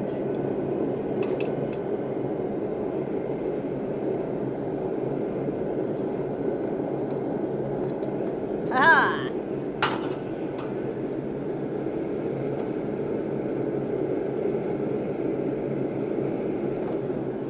Alright, we're gonna focus on the central area.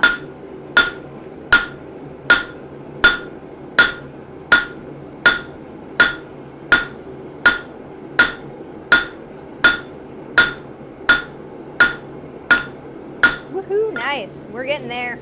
We're almost.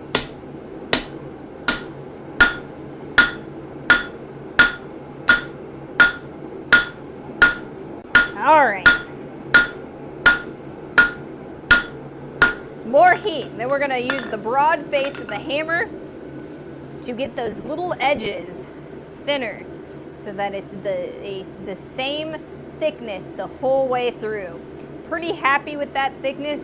It's going to give us a nice area to sharpen up, to have a blade for cutting through dirt. I think we're doing all right.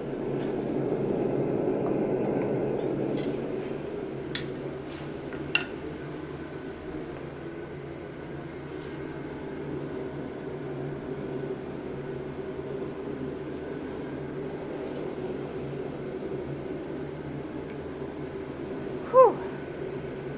I'm starting to get tired, guys. But we're almost through. So I'm pretty excited to get this guy complete, or at least this section of our trowel complete. So like I said, we are going to be cutting the blade. So we're going to kind of give ourselves a point in like a rounded section, just like a regular trowel. Right now we've got like a rectangular piece of steel, so you know we got to make it look like a trowel. We've got to drill some holes so that we can rivet it onto our handle, and then we also need to work on our handle. So we're going to make it relatively similar to our ladle up there, except instead of a full metal handle, we're going to create a tang and put a wooden handle on it. I think that's going to be a lot more comfortable in the long run when using this trowel.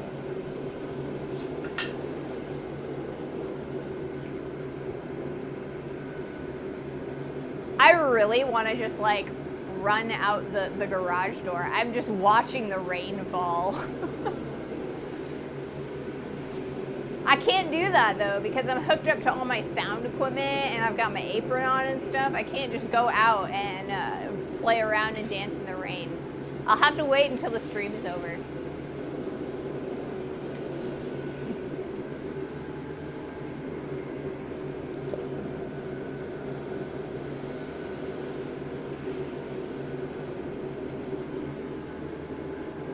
Alrighty.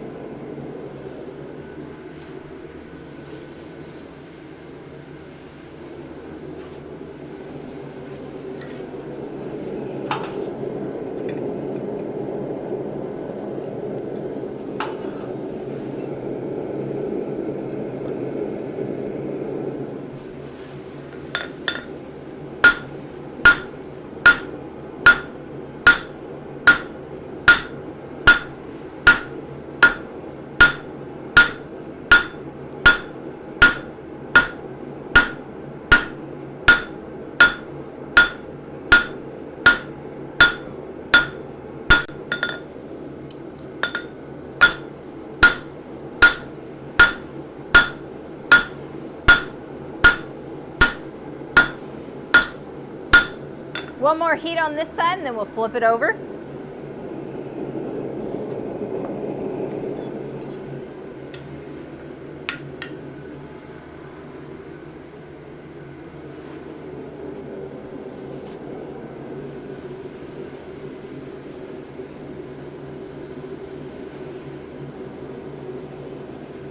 So I was really hoping that we get a little bit more width than we did on our spatula. See if I can't pull this one down without.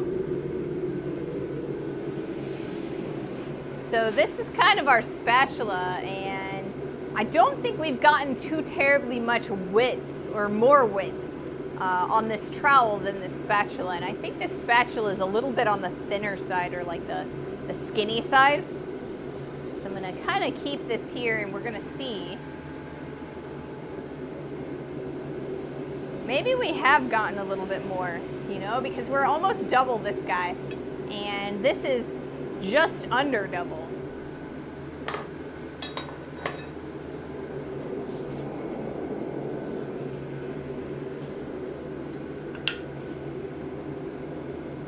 I figured if I started with a wider piece of steel, we'd get more width.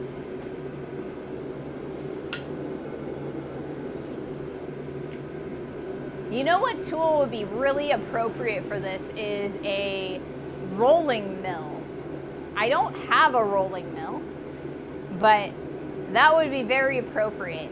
There's a lot of bladesmiths out there who have rolling mills. Sometimes they're electric, sometimes they're hand crank, but it's like two giant rollers that you can adjust the distance between them, and you run your steel through them and they press it and thin out your pieces of metal.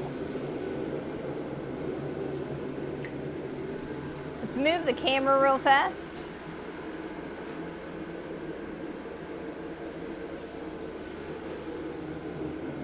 And we'll get our last few heats.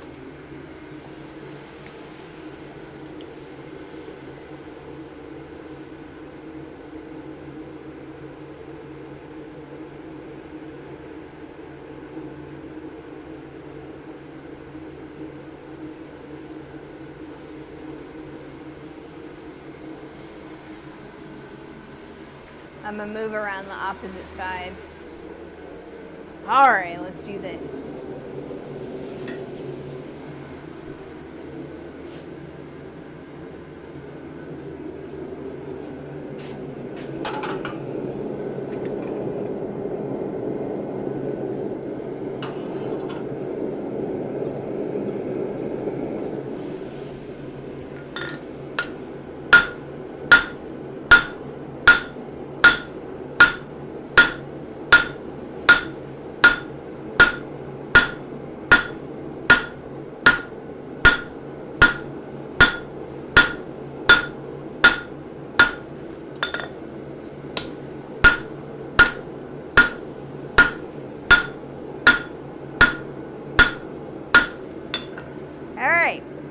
To check these two together. We've got a little bit of extra material. Not as much as I had wanted, but some extra material. All right, we're gonna flip this over. Kind of even it all out. We've got a little bit of extra material on these sides. This is a lot thinner than that side. We could go a little bit more, I think, if we wanted to, and maybe I will later. I haven't decided yet.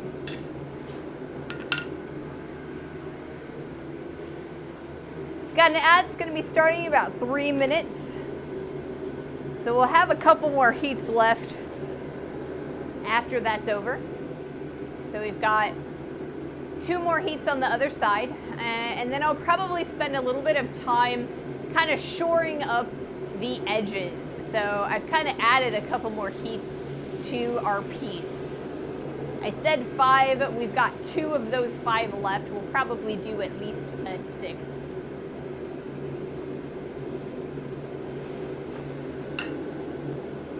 I was hoping we'd get a little bit more width out of these last 2 heats.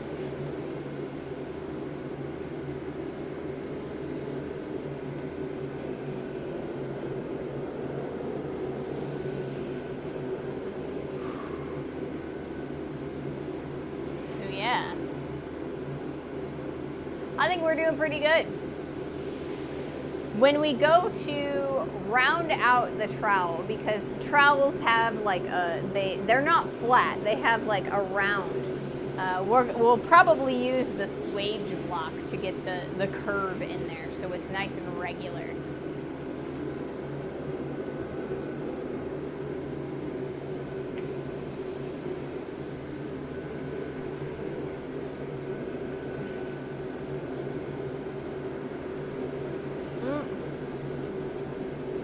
All done with our Gatorade.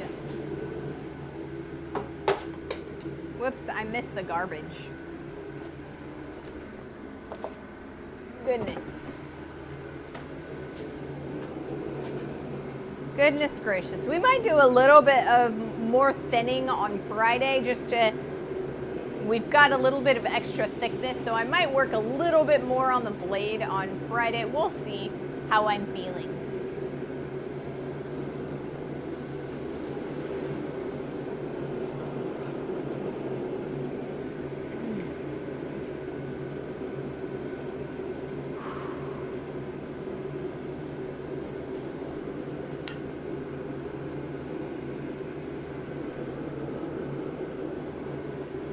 But yeah, I'm getting a little bit tired. I've been doing a lot of shorter streams recently, and honestly, I just feel like I haven't been getting as much of a restful night's rest lately, or sleep. And so I always feel a little bit tired. So, you know, adding up with the stuff, you know, with forging, I'm needing to shorten the stream a little bit. Gonna be hot all week. I gotta bring a smoothie on Friday. Well, yeah, if it's gonna be hot all week. Thank you for being here. Yeah, I love being here, you know. It's definitely worth coming out even if I'm super tired. Even if I don't feel like coming out here, it's always worth coming out here. I get to talk to you guys. I get to play in the shop. It lifts my spirits, you know?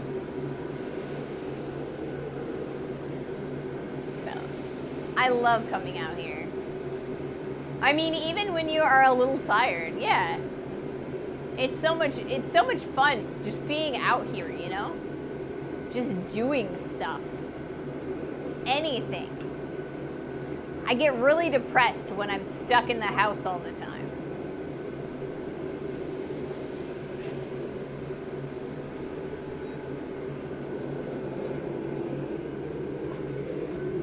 See if I can stick that back up there.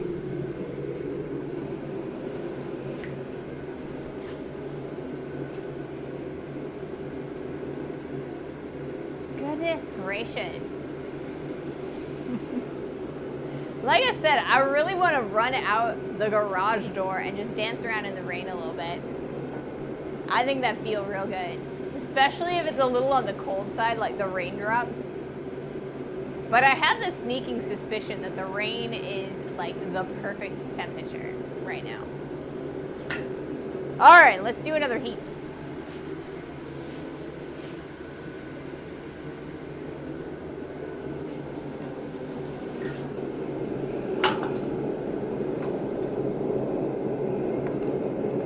Oh, come on, get out of there.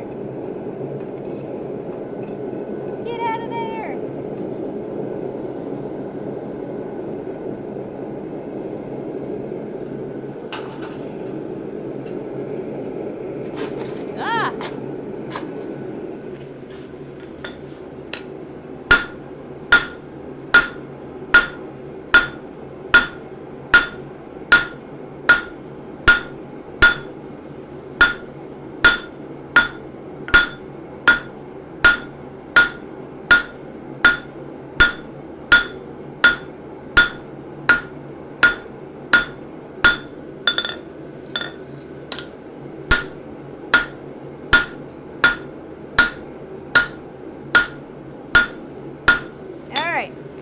Another heat or two.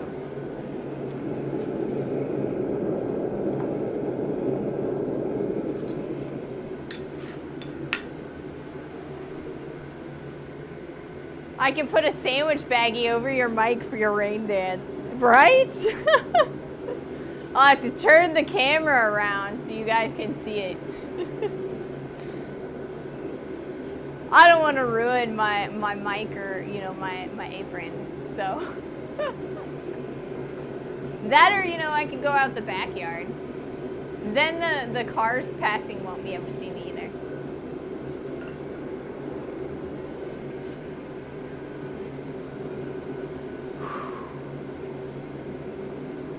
Yeah, I'm getting tired. I'm sorry, guys. I don't know why I'm apologizing. It's not you guys' fault. It's not really my fault either. It's just, you know, it's something that happens, so. Just get tired over time. Let's see. So, Friday's stream, we were going to start working on the handle. I'm going to try and see if I can't already have the wooden section of this handle already ready to go. So the last time I did something like this, what I did is I took theirs, like, you can buy banister, like the little spindles for banisters. And I cut up a banister so that I had this nice, like, rounded oval shape. And it made a really excellent handle. So I'm gonna see if I can't find something like that and figure out if I can't, you know, make one of those or, you know, modify one. And that way we'll have our piece and we'll be able to kind of fit the handle together as we're going. Got to be a little bit careful though, because if we fit it too many times, the wood, while it's still hot, we will start burning open the hole, and then it will start being a looser fit, and we want it to be a nice and tight fit. We don't want the handle to be spinny as we're digging in the dirt. Hey, Blue Red Metal, welcome to the stream. 7 stream streak, that is amazing. Thank you so much for your continued support. Thank you so much. Got a couple more heats left in the stream.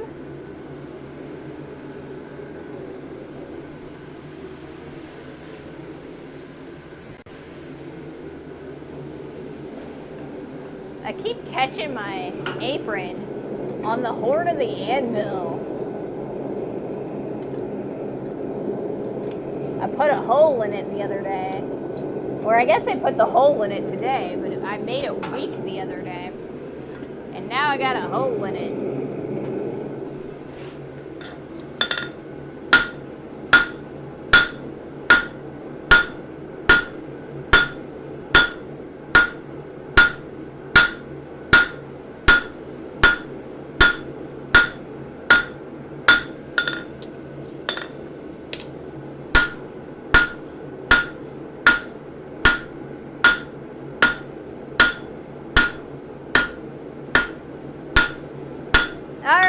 I think we're gonna get one more heat out of this. I'm gonna see if I can't flatten out those edges. So, we started out with one of these guys, and this is what we've come to. So we've almost gotten to the point where I could put it this way. Almost. Definitely not going to, but we're getting there. I mean, check that out. That's actually pretty nice.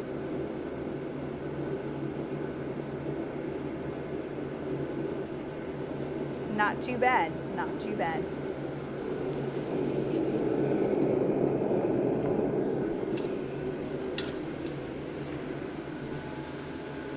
You are always interesting, or you're welcome. You are always interesting, entertaining, and informative here. Well, I'm glad that you think that. Goodness gracious. We'll probably be doing another heat or two. At finishing out, making the edges nice and crisp. I'm gonna leave the thinner edge, or like the shorter edges, because we're going to be cutting our trowel shape into this, so we'll probably just cut that right off. But the side edges, I want them to be nice and crisp, so we've got a really nice flat piece of steel that we can use for our trowel blade. I'm going to keep it nice and flat, until after I have cut the shape out and drilled in the holes for the rivet for the handle. And Friday we will be starting our handle. It'll probably take us 2 streams to do that handle. I wanted to take 1 stream, but I learned not to,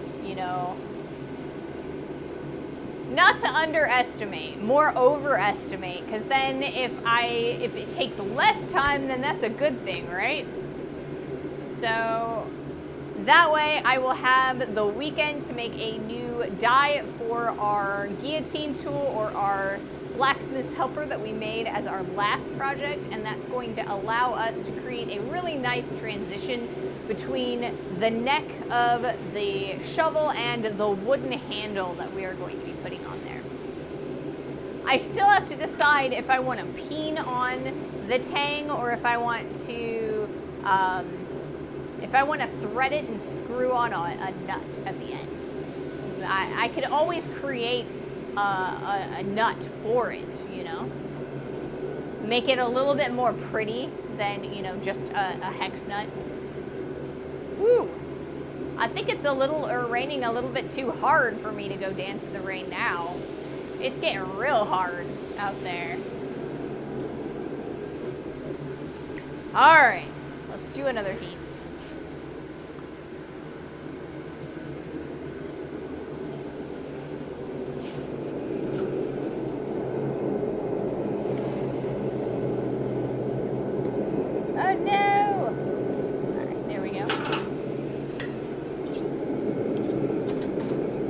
Okay. We're not really forging, we're just kind of like trying to crisp up these edges, make them nice and parallel to each other. We definitely don't really want to upset them thinner, and we don't want to fold them over, which is always a risk when we're doing this. So that's why we're using really soft hammer blows. So we're getting a lot more parallel like that. We're going to heat it up one more time.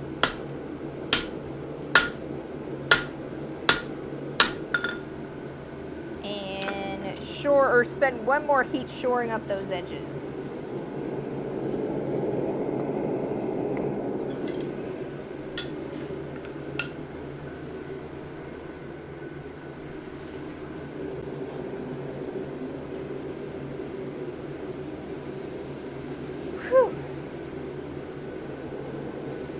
One more heat for sure this time. For sure this time.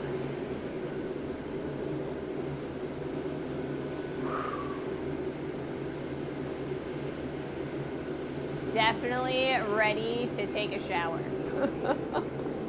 It is super warm, even with that rain and the fan blowing all of that cooler air in here. I am still super sweaty. So, after this heat, we're going to be raiding off. Is there anybody on that you guys would like to raid off to? Anybody fun? Otherwise, we'll find somebody.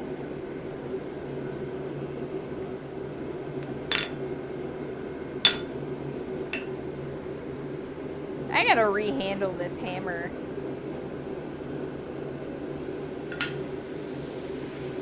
Make it a little bit easier to use. It's not amazingly conducive to spending all day out here.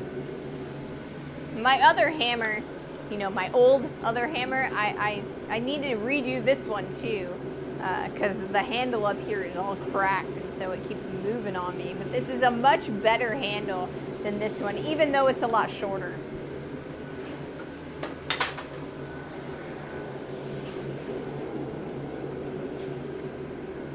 All right, let's do that heat.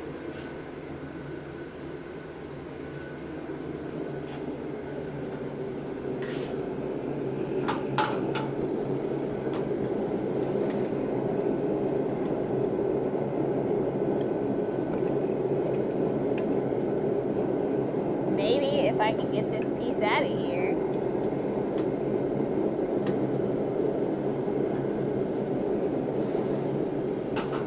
Okay. There it goes.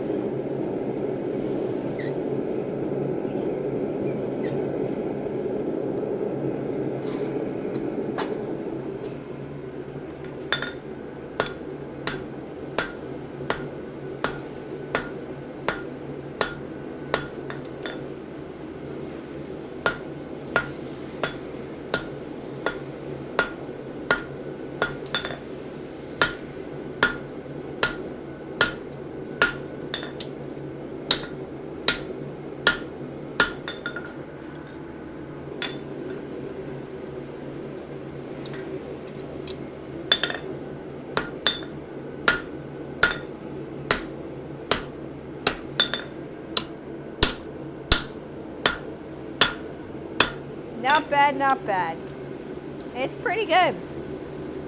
All right, so this is going to be the piece that we're going to cut our trowel out from. We could thin it a little bit more, and we may do that, but for now we are going to call this done, and we are going to work on the handle on Friday.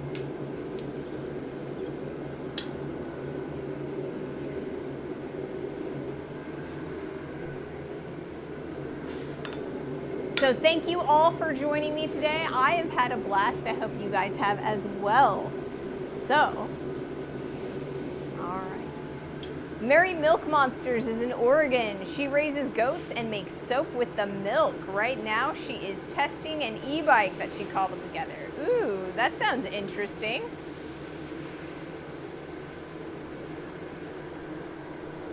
Incoming. Oh! I guess we're gonna have a raid train because I am just finishing up today. Thank you all for joining me today, and thank you for the raid, Kiri. Welcome in. I'm Ray. I'm a blacksmith. We just finished forging out a piece of steel for a trowel. We started out with a piece very similar to this guy, really nice and thick. So if you take a look at that, we've reduced the thickness quite a bit and increased the surface area of this piece of steel. I thought even though you're almost done, some people would like to see you in your workshop. Well, thank you. Welcome in. Welcome, welcome. You're always welcome in here, Kiri. But yeah, so this is my forge. I've got a press over there. Like I said, this is what we're working on today. So Friday, we will take this piece right here and we're gonna turn it into a handle for our trowel. Later on, what we're gonna do is we're gonna cut the round section because you know, trowels don't have corners like this. They have nice points. So we're gonna round this out. We are going to cut this to shape and kind of curve it. So we've got a nice trowel shape, and we're gonna put a wooden handle on this guy. It's gonna be tanged up just like a knife. So, you know, if you're interested, come back on Friday. So we are going to raid off. And thank you guys so much for joining me. I have had a blast. I hope you guys have as well. So we are going to raid off to trowel-shaped trowels are better than than non-trowel-shaped trowels. Yes, they are. It's gonna work a little bit better. We are gonna raid off to Mary's Milk Monster as that was suggested to us. Awesome and out as always. Thank you so much, Ping.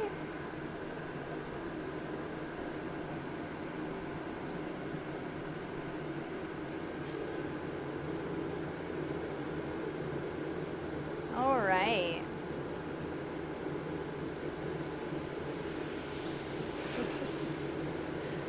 Thank you guys so much for joining me. Have a wonderful rest of your day, and we will see you guys on Friday. Bye!